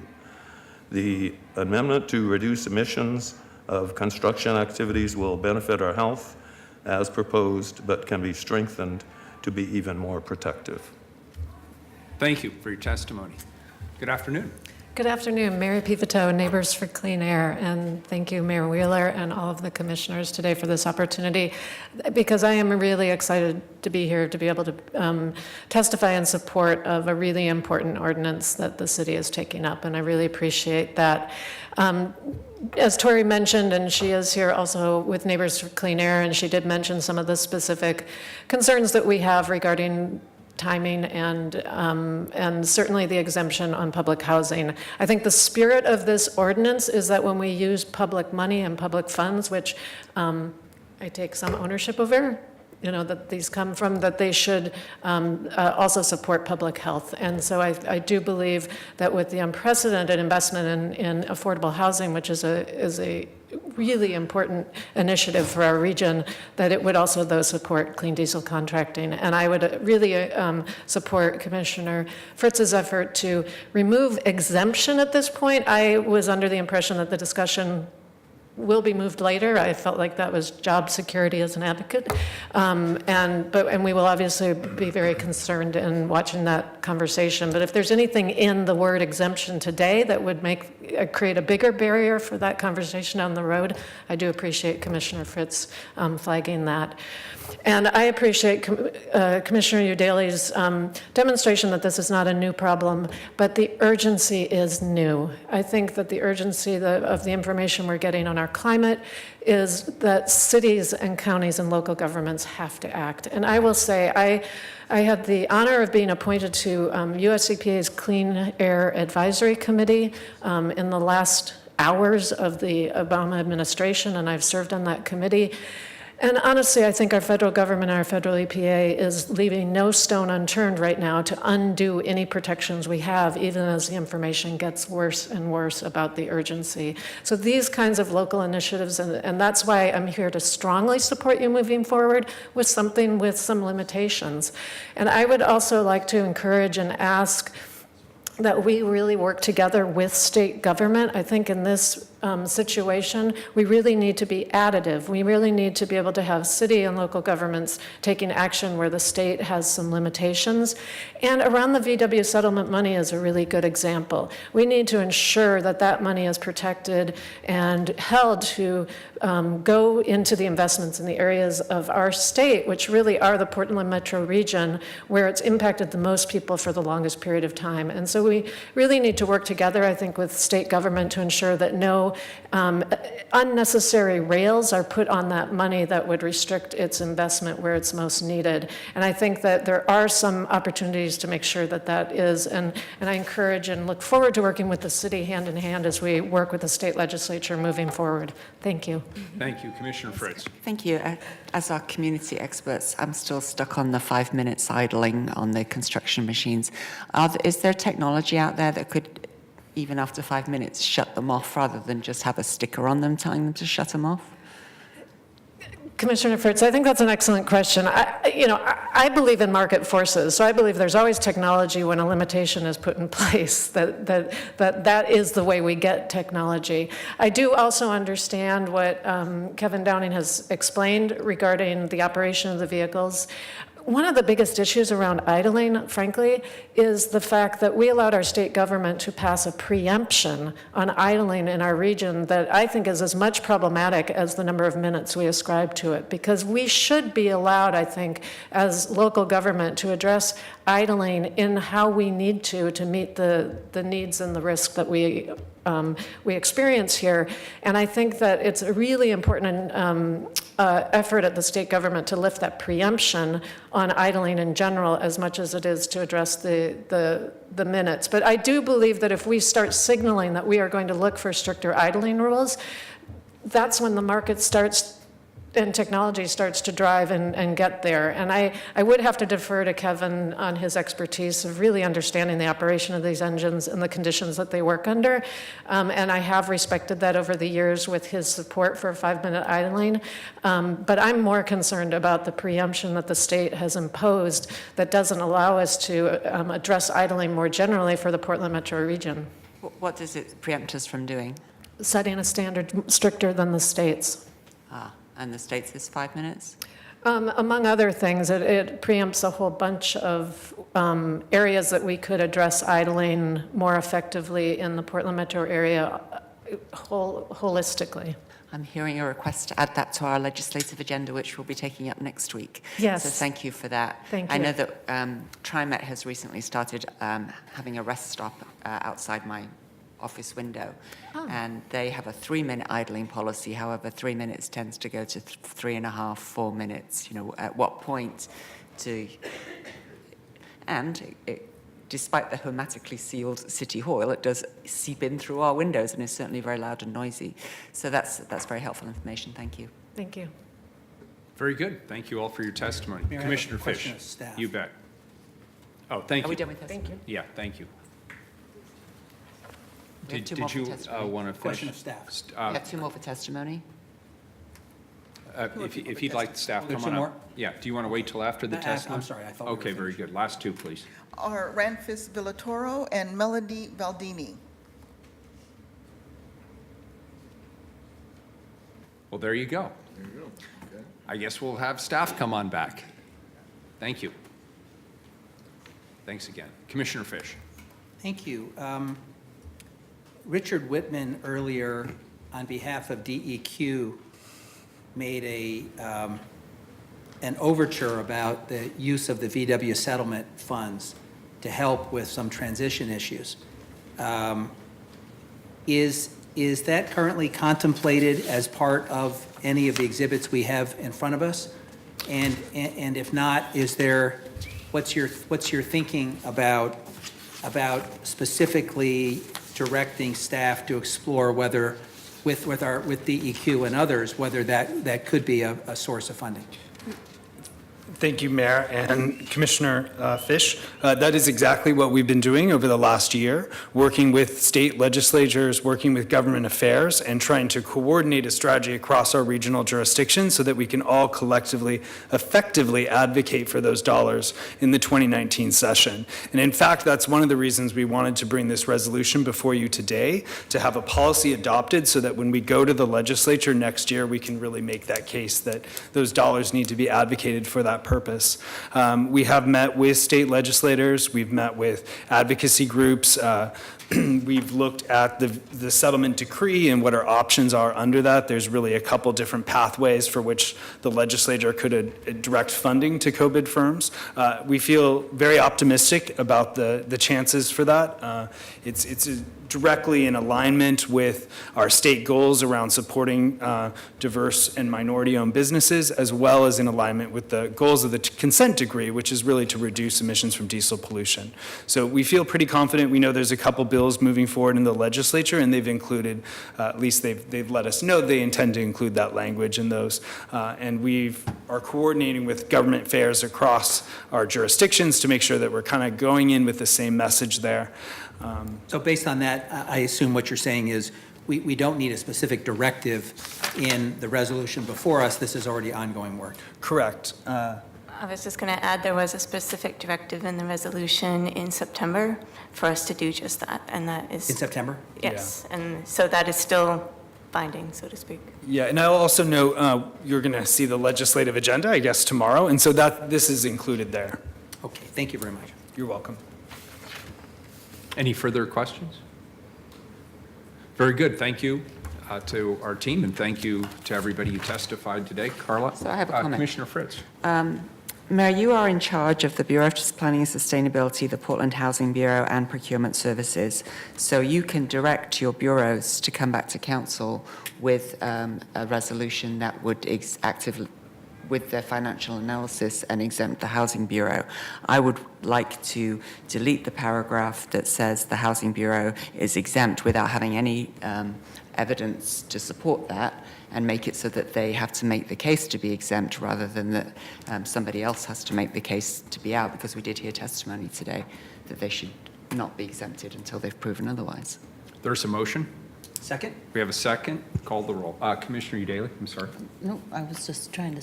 Call the roll on the amendment, please.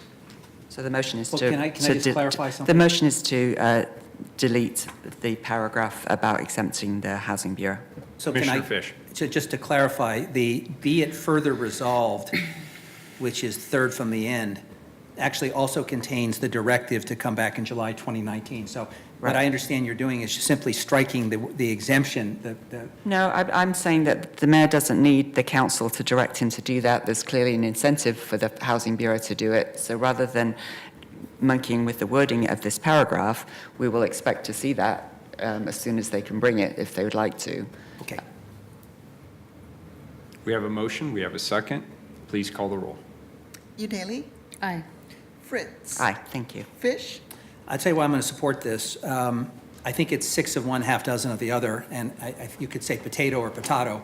But what Commissioner Fritz is also, there's an underlying values proposition that as she was articulating this earlier, I started to think about. We already, as a matter of policy, say that our public investment in affordable housing has to be green. We already say that we have to build in areas of high opportunity. We already say that the people who build our housing have to be able to make a living wage. What we're now saying is that there's a public health concern that may also have a cost implication. But I think it's appropriate, based on the testimony we've received today, to consider that, and whether you opt in or opt out, because that's what we're essentially doing. There's still an opportunity for council to create an exemption. It's just that it's not a blanket exemption awaiting a report. We're flipping it. I think it's appropriate from the point of view that we have a proud tradition of identifying Portland values, which do have an impact in the short term on cost, although in the long term, we actually think there's some cost savings because of synergies and other opportunities. When you build in high opportunity areas, kids get to go to high opportunity schools and they learn better, and families are stronger as a result. So on that basis, I'm going to support the amendment. Aye. Saltzman? Aye. Wheeler? First of all, let me just say I've already checked with our staff. They can work with it either way. As Commissioner Fish said, it's a question of opt-in or opt-out. My initial reaction to this when I heard it was to respect the work of the staff. They had spent considerable amounts of time with the Housing Bureau, and the concern was we just did not have the data to be able to definitively say one way or the other. And as everybody up here is aware, the margins on affordable housing are extremely narrow. And so we chose instead to build our framework based on other policies the City Council has previously adopted around green building codes. So that was the theory, was we would come back in July with the data in hand, and we would be able to have that conversation with the council at that time. But given that my staff says that we can work with this framework, I'm happy to vote aye. The amendment is adopted. Now to the main motion is adopted. Is there any further discussion or questions? Please call the roll. Udaley? Well, first I want to thank everyone who worked on this item, and I especially want to thank the community advocates who have urged us to take action on this, in particular Mary Pavito and everyone who's in this room today. I mentioned that the City Club released what I think is their first report on air pollution in Portland in 1955. That was at least 15 years before they started admitting women to the City Club. This is just to illustrate. You were demonstrating outside, though. I have a distinct recollection. I was born in 1970, but I'd love to take credit for that. I was there in spirit. It's just, to illustrate how long we've known about this. And I just deeply regret that we haven't made this move decades sooner, or at least before this current housing boom. There's something particularly egregious to me knowing that at a time where Portland has become increasingly unaffordable to perhaps the majority of our residents, they've also been experiencing increased air pollution and adverse health effects to the tune of, across Oregon, $3 billion a year, and over 400 premature deaths a year, which is just heartbreaking for me. So it's hard for me to care about cost uncertainty in the industry, to be honest, in light of that $3 billion 400 lives price tag. I agree with some of the advocates here. I'd like to see all of this accelerated. I wasn't prepared to offer amendments today, but let's not lose sight of this and come back to it if we think we need to get more aggressive. Before I cast my vote, I just wanted to read a little passage from that City Club report from 1955 in regards to the state attitude toward municipal control. Then this is Oregon, obviously. The state authority believes that the larger cities of the state should conduct their own air pollution control because there are so many sources of air pollution within a large city that regulation can only be done effectively by a city agency.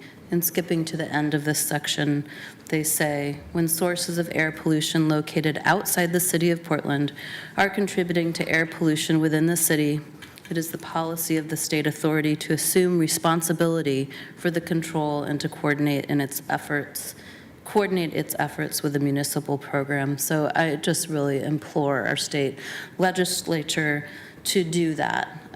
It's really inexcusable how poor our air quality is here. So with that, I happily vote aye. Fritz. Thank you, Lester Spittler, Stacey Foreman from Procurement Services, Kyla Diesner from the Bureau of Planning Sustainability for spearheading this work. Really great work. Thank you, Kevin Downing, for your partnership over many years. Thank you, Mary Pivoto and Neighbours for Clean Air for your community leadership and all the folks that you've brought along, including me. This is another step in the right direction towards reducing harmful diesel pollution in our region. Let's be very clear, the cities are going to have to save the United States from making climate disruption even worse.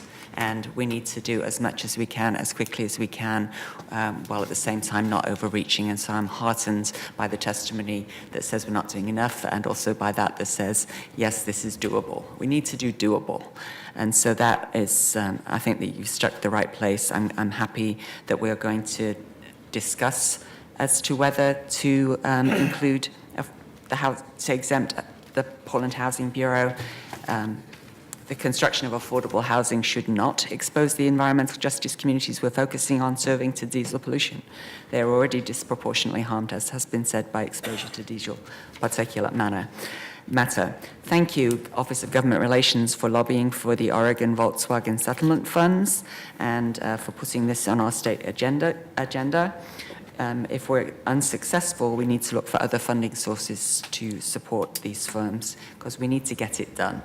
Thank you to Cynthia Castro and my staff for her help preparing me for this hearing. Aye. Fish. Well, first, Mayor, as Commissioner Fritz pointed out, the three bureaus that have the lead in today's hearing all report to you. So first, thank you for your leadership. Thank you to the three bureaus, Procurement Services, Planning and Sustainability, and the Housing Bureau for their work. This has been an extraordinary week. I don't remember a week in which we've had more meaty, substantive issues before the council, and we've been in council a lot this week. In fact, if we're here another 10 minutes, I think we qualify for overtime.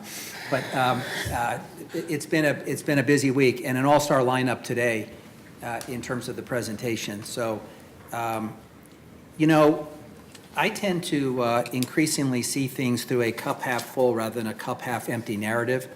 And I think we have a tendency in public policy these days, because we're destabilized by what's going on in Washington, we're uncertain about our future, and we're experiencing enormous growing pains, is that each time we put in place some new policy, particularly one that's pioneering, we bemoan the fact that it didn't happen sooner, or it's taken so long, or some other qualification.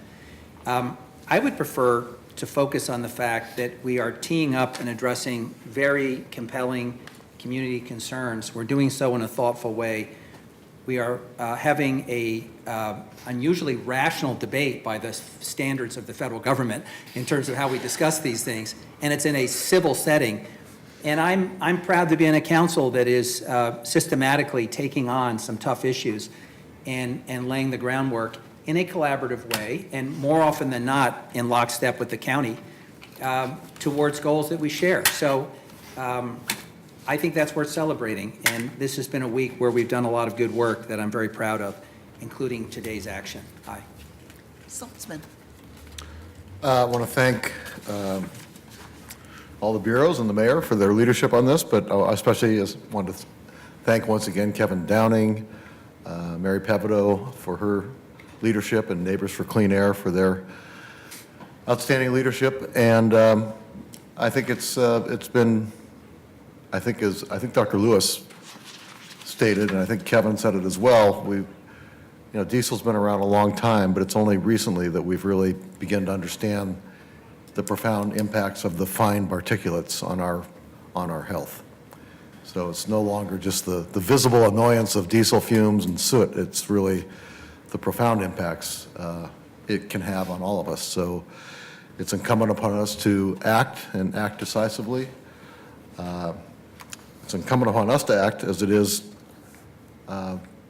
really appalling how our federal government seems to really, and our president in particular, seems contemptuous of fundamental environmental laws around clean air, clean water, and hazardous waste. And it's only makes me wish as many resorts were located near rail yards. Then maybe we'd see some profound change at the national level. But until then, cities, counties, and oftentimes we can get the state to come along too, but cities and counties are increasingly the leadership and focal point for decisive action for clean air, clean water, and reducing hazardous waste. Please to vote aye. Wheeler. Well, thank you all, and I agree with Commissioner Fish. This has been a prolific and even a fun week. We really have gotten a lot done, and I've enjoyed the testimony, and I've enjoyed the discussions that we've had here. So thank you all for that. I appreciate all of the support that this policy has received, and I want to thank and acknowledge that we've heard from many people in the community who are concerned that while this standard is an important step in the right direction, we heard from several people today who said it did not go far enough. And I just want to remind people that first steps seldom complete any journey. I want to assure you that our work to improve air quality for Portlanders does not end with this resolution. City staff is going to continue to engage with our regional partners to ensure that we implement this policy fully and encourage other entities to adopt the standard so that we can have an even greater impact on reducing diesel emissions from construction projects all across our region. I'm open to exploring potential programmatic options such as incentives that could encourage contractors to voluntarily upgrade or retrofit their equipment sooner than the phase-in schedule currently requires. We'll also be continuing to work on our own city fleet to ensure our equipment meets the highest standards for diesel emission control. And finally, we are advocating that the state legislature allocate funding from the Volkswagen settlement to support COBID firms to comply with the standard, and are working with our regional partners to dedicate funding towards a regional implementation program. As you know, one of the priorities for my administration is ensuring that we have a supply of safe and affordable housing options that are available to all Portlanders. It's important that we decide based on the best available data so we can continue to work towards that goal while meeting the objectives of this policy. I look forward to bringing a resolution back to the full council per the amendment offered by Commissioner Fritz. We've heard from many community advocates about the serious impact of diesel emissions on public health and the need for our city to take action. I'm glad that we're now introducing this standard, which will help improve air quality for all Portlanders, and by doing so, advance equity and our climate action goals. And I was very pleased that several people who provided testimony today reminded us about the important threat to public health created by diesel particulates. It's notable that the World Health Organization just declared mayors doctors of cities. This is my first honorary doctorate. This wouldn't have happened without people in the community pushing this to the forefront. Mary and others have been actively engaged in this for many, many years. And this has been at the forefront of concerns for the community, and I've attended many forums that were led by the community. And I just want to acknowledge this is not a top-down approach to addressing this critical issue. This is a bottoms-up community desire. And I think this has worked out exceptionally well to work with and partner with those who we serve to create policy that helps further the desires of the community. Finally, I just want to thank the folks in my office for helping to push this forward. Amanda and Amy and Michelle, thank you all for your hard work on this. Amanda came to us through the Hatfield Fellows, Scholarship Fellows program. We have a bad habit of stealing those fellows because they turn out just to be such incredible contributors to the work we do here at City Hall. Amanda, thank you in particular for your great work on this. I'm very happy to vote aye. The resolution is adopted as amended. Thank you, everybody. And as Commissioner Fritz likes to say, and now for something completely different, item number 1300. Authorize competitive solicitation and contracting with the lowest responsive and responsible bidder for construction of the Glen Haven Park Play Area Improvements Project. Folks, I'm going to have to ask you, there's lots to celebrate, but can we take it outside because we have to continue the business of the council? Mayor? Commissioner Fish. Because we have, I think, 3 or 4 items left and other things ahead, what I'm going to do is I'm going to read a brief summary, ask staff if I've missed anything, take your questions, and I think we can get through this, the next 3 items very quickly. Thank you, Commissioner. As council knows, council approval is required for construction projects with a value over $1 million. Approval of this action will authorize the Chief Procurement Officer to proceed with bid solicitation and awarding a contract for construction of improvements at Glen Haven Park, located at 7900 Northeast Siskiyou Street. Park improvements that will be constructed include a new play area with ADA-inclusive and adaptive play features, picnic tables, ADA-compliant pedestrian pathway improvements, tree canopy, density improvements, and other site infrastructure improvements. The park will also feature a permanent art installation in conjunction with RAC. In terms of the financial and budgetary impacts, the construction cost estimate for the project provided by the consultant team led by Walker Macy Architects is approximately $1.25 million. Portland Parks and Recreation's confidence level in the cost estimate is medium due to the high demand currently prevailing within the commercial construction market. In terms of funding sources, the principal source of funding is the Portland Parks and Recreational Bond passed by Commissioner Fritz in the amount of $1,450,000. Portland Parks and Recreation Systems Development Charges in the amount of $250,000 for a total of $1.7 million. Future operations and maintenance costs for the built objects will be addressed through PP&R's annual budget process. Let me turn it over to staff and see if I missed anything. Thank you, Commissioner Fish. I think you knocked it out of the park. Colleagues, any questions? Colleagues, any questions? No questions. Do we have any testimony? Here comes Carla running. Look at that. No one signed up. Call the roll. Fritz? Very happy to see this project coming to the council and ready to go. Thank you for your work. Aye. Fish? Aye. Saltzman? Aye. Wheeler? I don't have a small child anymore, but when I did, one of the greatest assets available to us was the play area at Portland Parks. This is great. I vote aye. I think the ordinance is adopted. Next item, 1301. Authorize competitive solicitation and contract with the lowest responsive and responsible bidder for construction of the Lynchview Park Play Area and Irrigation Improvements Project. Commissioner Fish. By the way, I apologize to our presenters. I neglected to introduce Gary Dotka, Portland Parks and Rec Capital Project Manager, and Robin Laughlin, Portland Parks and Recreation Bond Program Manager. This project provides needed repairs and improvements to Lynchview Park in the Centennial neighborhood in East Portland. Similar to the previous project, the resources from this project are for a combination of Parks Replacement Bond and Park Systems Development Charge Funds. Specifically, from the bond fund, $1.4 million, from systems development charges, $1.8 million, for a total of $3,205,029. The construction cost estimate for the project provided by the construction consultant team led by Lango Hansen Landscape Architects Management is approximately $2.27 million. PP&R's confidence level in the cost estimate is medium due to the high demand for construction labor and materials currently prevailing within the commercial construction market.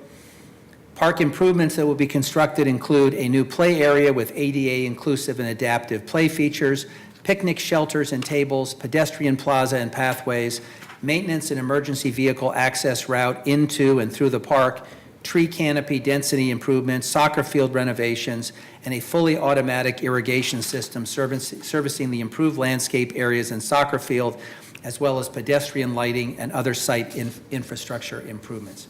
Team, did I miss anything? Nope. Thank you. Colleagues, any questions? Yeah, I just have one question that I'm glad to see this one coming as well. When we started the discussions, we were talking about the name of the park, and I know the adjacent school has changed its name to Patrick Lynch School. What's happening with that? We have been working with our public involvement team to address the name of the park, and there should be some movement on this in the coming year. Great, thank you. I knew you would have a good answer for me. And I just want to acknowledge that in the ordinance description, the ordinance actually that Gary provided, it also included the public outreach piece, which I appreciate. So thank you for including that as well. Is there any public testimony on this item, Carla? I show two people. Very good. Haley Adams and Edie Dixon. Looks like they may have had I to leave. believe they have already left. I believe they were the ones who testified earlier, if I'm not mistaken. Please call the roll. Fritz. Again, very excited to see this one happen. You be sure and invite me to the ribbon cutting. Aye. Fish. Aye. Saltzman. Aye. Wheeler. Great work, thank you. Aye. The ordinance is adopted. 1302, please. Authorize competitive solicitation and contract with the lowest responsive and responsible bidder for the reconstruction of the urban forestry maintenance facility at Delta Park. Commissioner Fish. We're joined again by Robin Laughlin, PP&R Bond Program Manager. In order for our city to have world-class parks and natural areas, we need safe and efficient workplaces for our workers. One workplace we need to improve is the Portland Parks and Recreation's urban forestry facility at Delta Park. Approval of this action will authorize the Chief Procurement Officer to proceed with bid solicitation and awarding of a contract for construction of improvements at Delta Park located at 10850 North Denver Avenue. The improvements under this contract will serve to implement an initial phase of the 2002 urban forestry yard site analysis and master plan. The scope includes construction of 13,550 square feet of equipment storage and maintenance facility space, as well as the demolition of the existing converted barn structure and reconfiguration of the surrounding service yard. In terms of the financial and budgetary impacts, the current construction cost estimate is approximately $3.6 million. Full project allocation is $4.3 million, of which from the park's replacement bond, $2,341,591, and from the major maintenance fund, $2 million. Robin, did I miss anything? Yeah, that's everything. Thank you. I just had a basic question about this, and I apologize. I hadn't done quite as much research on this one as I should have.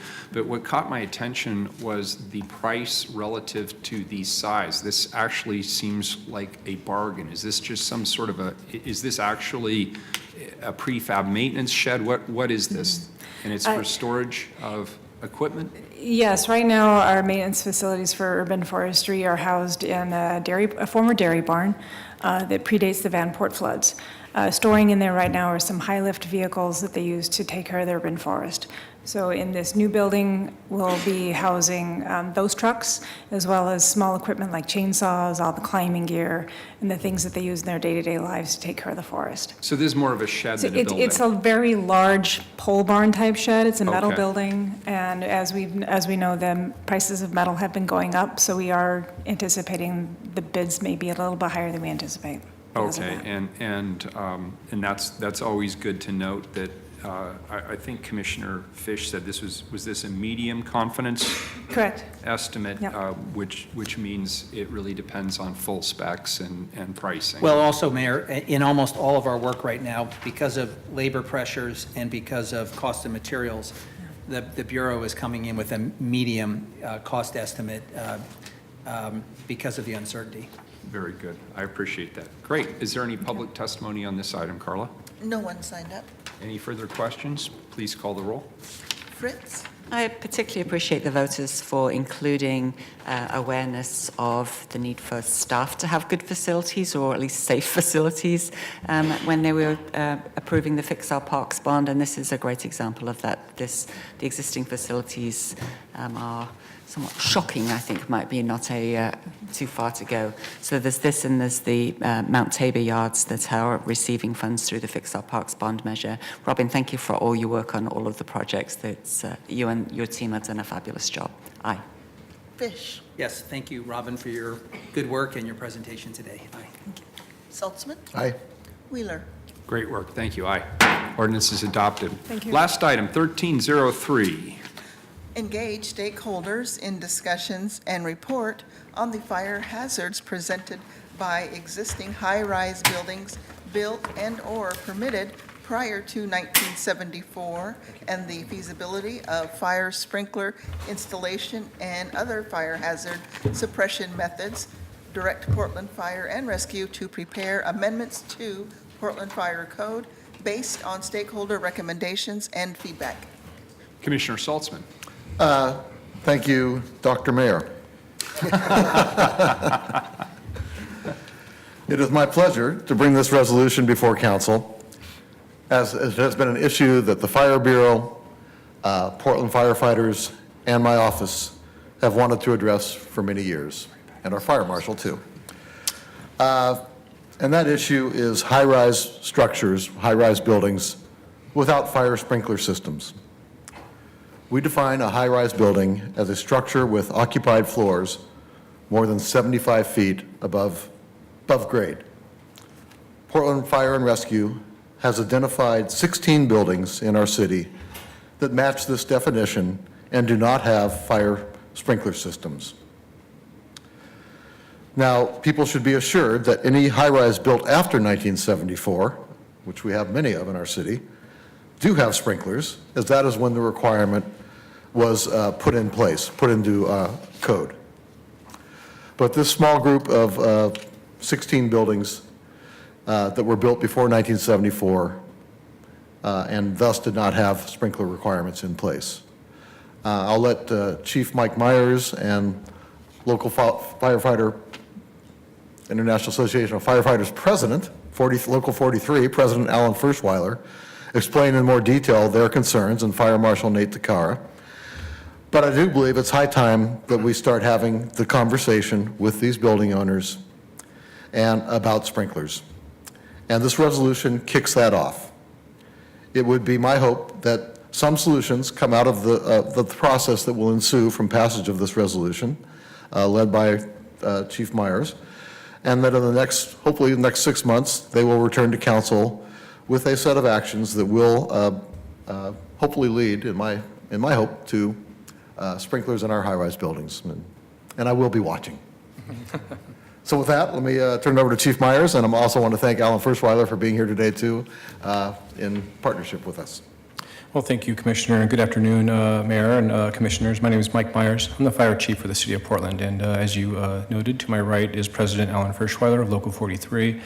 He'll be able to make a couple of comments as well to assist us in testimony, and then to his right is your Fire Marshal, Division Chief Nate Takara. Today, we're going to discuss an international issue related to unsprinkled residential high-rise buildings. The City of Portland has, as you said, 16 unsprinkled residential high-rise buildings. As your fire chief, I cannot express enough the important role fire sprinklers play in protecting residents, firefighters, and the high-rise buildings themselves.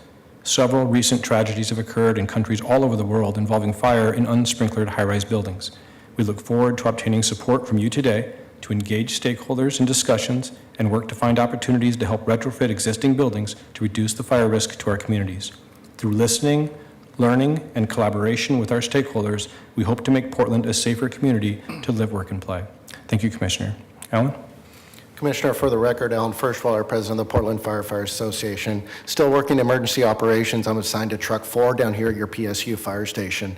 And a bold move to make, Commissioner, and one that really reflects your time in service in the Fire Bureau. 6 years you've been here, and as you get ready to retire, you try and take the citizen safety of utmost importance and help finish that off. And I can tell you, as the fire department has changed, I got hired in 2001, and a lot of things have changed since then.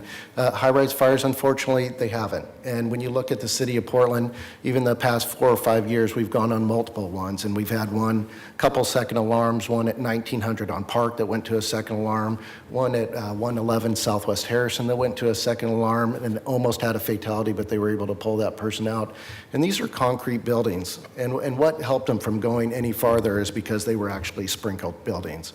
And when you look at the Marco Polo fire in 2017, that was in Honolulu, we had 3 3 fatalities and 12 injuries as well. So this is a very serious thing, not just for the citizens, but the firefighters as well. And in 1988, in the 1900 block of Southwest Park, right in there, we almost lost a couple of firefighters in a high-rise fire. And thank goodness they were able to share each other's air. But it's a specific example of how important it is to have the sprinklers in there. So I just want to say thank you, and I'm going to take a little bit of liberty if I may. And 6 years together, Commissioner, I want to say thank you for all the work that you've done, and it's been a wonderful relationship. And I'm going to give a shameless plug to my left as well, as I know one of your highlights is hiring this gentleman, and it's been wonderful for the citizens and the employees that work for him. So thank you on all those fronts. Thank you very much, Alan. Appreciate it. Thank you for the record. My name is Nate Takara, Mayor, Commissioners. I just want to say thank you very much for allowing us to start this discussion with our community. As Alan stated, just about a year ago, we had a fire in an unsprinkled high-rise building, just right in Allen's fire management area. Two citizens sustained injuries, and I think we were very lucky that the fire occurred at 10:30 in the morning versus 2 o'clock in the morning. And when I spoke to some of the firefighters that responded when they got there, one of the good things that the occupants did was close the door, but even with that, the halls are very smoky as they approach to attack the fire. I'm optimistic that we can come up with solutions. There's a building in Southwest Vista that we worked with the building owner about a year ago that we are able to come up with what we call a life safety system. And at this point, as we speak, they're just about ready to wrap up the project. And I think it has improved the fire life safety of the building and improved the safety for the residents of that high-rise. So again, thank you very much, and appreciate the discussion. Thank you all. Thank you. It's our testimony. Public testimony on this item, Carla? No one else signed up. Very good. Any further discussion? Please call the roll. Fritz? Very much appreciate you bringing this to council on the agenda, partly to commend the Commissioner, and I appreciate that. And thank you, Commissioner, for one of a lovely parting gift, one might think, because this does build on your legacy of safety. And also, the Commissioner could have just directed you to do this without coming to council, but by putting it on the council agenda, it lets everybody know that we're going to have this conversation, that they should be paying attention, that they should not come here in 6 months and say, nobody told me, and it costs too much. And so I thank you for doing it this way. This is a good way to do things, and obviously with the tragedy in London recently and all the other ones that you mentioned, we all know that one fire, one fatality is too many. So I appreciate this effort. Aye. Fish?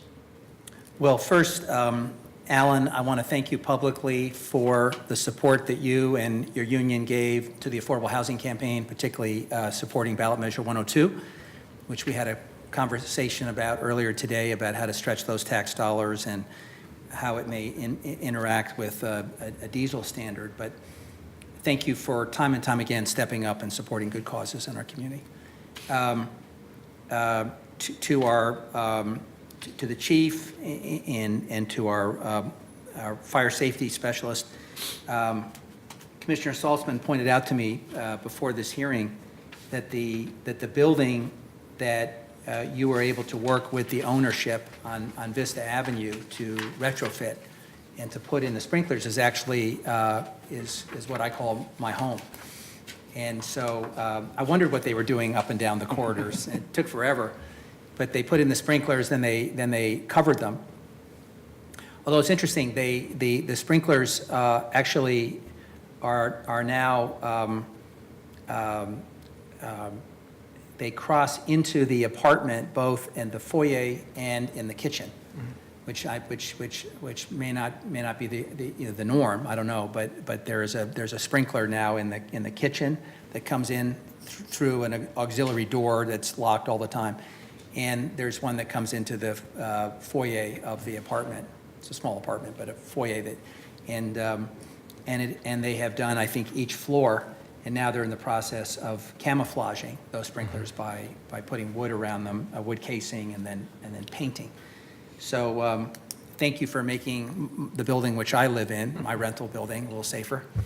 And I'll be interested in see what you come back with in 6 months. It's at least it's encouraging there are only 16 buildings of this size. But thank goodness the code changed, because after going through the comp plan process and a lot of the upzoning in the central city plan, I think we can anticipate a lot more tall buildings downtown. So it's nice to know that we have the right standard in place going forward, so we only have to tackle the 16 buildings that are technically out of compliance. So thank you, Dan, for this presentation. Aye. Saltzman? Well, I must have mellowed out in my 6-year tenure as fire commissioner. Is that possible? This is probably the final major resolution I'm bringing to council. And you may recall 6 years ago when I became fire commissioner, the first thing I brought to the council was an ordinance requiring nightclubs to install sprinklers. So this time we're going to have a process around it. And, I'm sad to say that unfortunately the state of Oregon is still challenging our authority to require nightclubs to install sprinklers. It's a disgusting low for the state, in my opinion. But we will prevail. I'm confident of that, and Fire Marshal Takara is doing a great job representing us in Salem and elsewhere. But it really is important that we look at this issue too, because there are so many lives at stake, not only the people who live in those residences, but our firefighters who respond to those incidents as well. As Alan Ferschweiler just said, Lieutenant Ferschweiler just said that their lives are in danger as well by not having sprinklers. So I am confident that we will put together, that Chief Myers will put together a stakeholder involvement process that will reflect all interests at the table. And I feel just as confident that this council will ultimately do the right thing several months down the road and require that the system similar to what was installed in the Vista St. Clair building be installed in these other 16 high-rises, which the way you do it isn't that expensive with this system. And finally, I just want to thank my Chief of Staff, Matt Grum, for his help in bringing this resolution to council, and I am pleased to vote aye. Wheeler? Well, first of all, Commissioner Saltzman, thank you for bringing this forward. And thank you, gentlemen, for your leadership on this. Chief Myers, thank you again for your incredible leadership of this Bureau. And we look forward to many, many more leadership moments coming out of you in the years ahead. I just want you to know that in my first 2 years here, I've been extremely impressed with your leadership. And I hope you're here for a long, long time to help guide this council forward. Alan, thank you for your leadership of the Firefighters Association. I want to join in with Commissioner Fish in thanking you not only for supporting the housing bond, but for supporting other good causes in the community, always being there with a philanthropic mindset, but also thinking about how to get the tools, the training, and the resources that our firefighters need to be safe and successful in their jobs. You've done a great job. And Fire Marshal Takata, you have one of those difficult jobs where you have to weigh the public interest against sometimes very narrow but important interests to those who own the buildings in our community. You mentioned the Grenfell Towers fire, and I happened to be in London several months after that fire, and the building was still there. It kind of surprised me. Just as you drive into central London on a major highway, there it is. And it was really haunting. And when you think about the circumstances of that fire, the cladding on the sides, the lack of proper safety equipment, when it happened the very next day, there was public outrage, not just in London, but really all over the world. People were wondering, well, how can people even get away with this? And I'm combining that thought with what Commissioner Fritz said, that hopefully this time people won't come in and tell us they, A, didn't hear about this, and B, it's too expensive. I predict we'll hear both of those things. But when you have a situation like Grenfell Towers, people forget those criticisms, and they will look back to all of us, the 5 of us here and the 3 of you there, and they will remember we are the leaders who are responsible ultimately for ensuring the public safety on these matters. I really applaud you trying to get this out to the broader community, hear what ideas there are, bring those ideas back to us, and let's see what we can do and which ideas work the best. But I'm just going to put down a marker for me right now. Doing nothing is not going to be an option. I agree. That cannot be an option because we have the burden of knowledge. We know what happens when these standards don't exist. And therefore, we must do something. And that's the mindset I'll be approaching this with. Let's throw the net out there. Let's see what great ideas there are. Let's engage the community stakeholders. And I really applaud your approach to this. I think it's a good model for me and others to follow on these issues. But at the end of the day, we're going to have to make some tough leadership decisions, and that we will do. Thank you for being here. Thank you for your patience. I vote aye. The resolution is adopted, and we're adjourned. Hey, Jamie.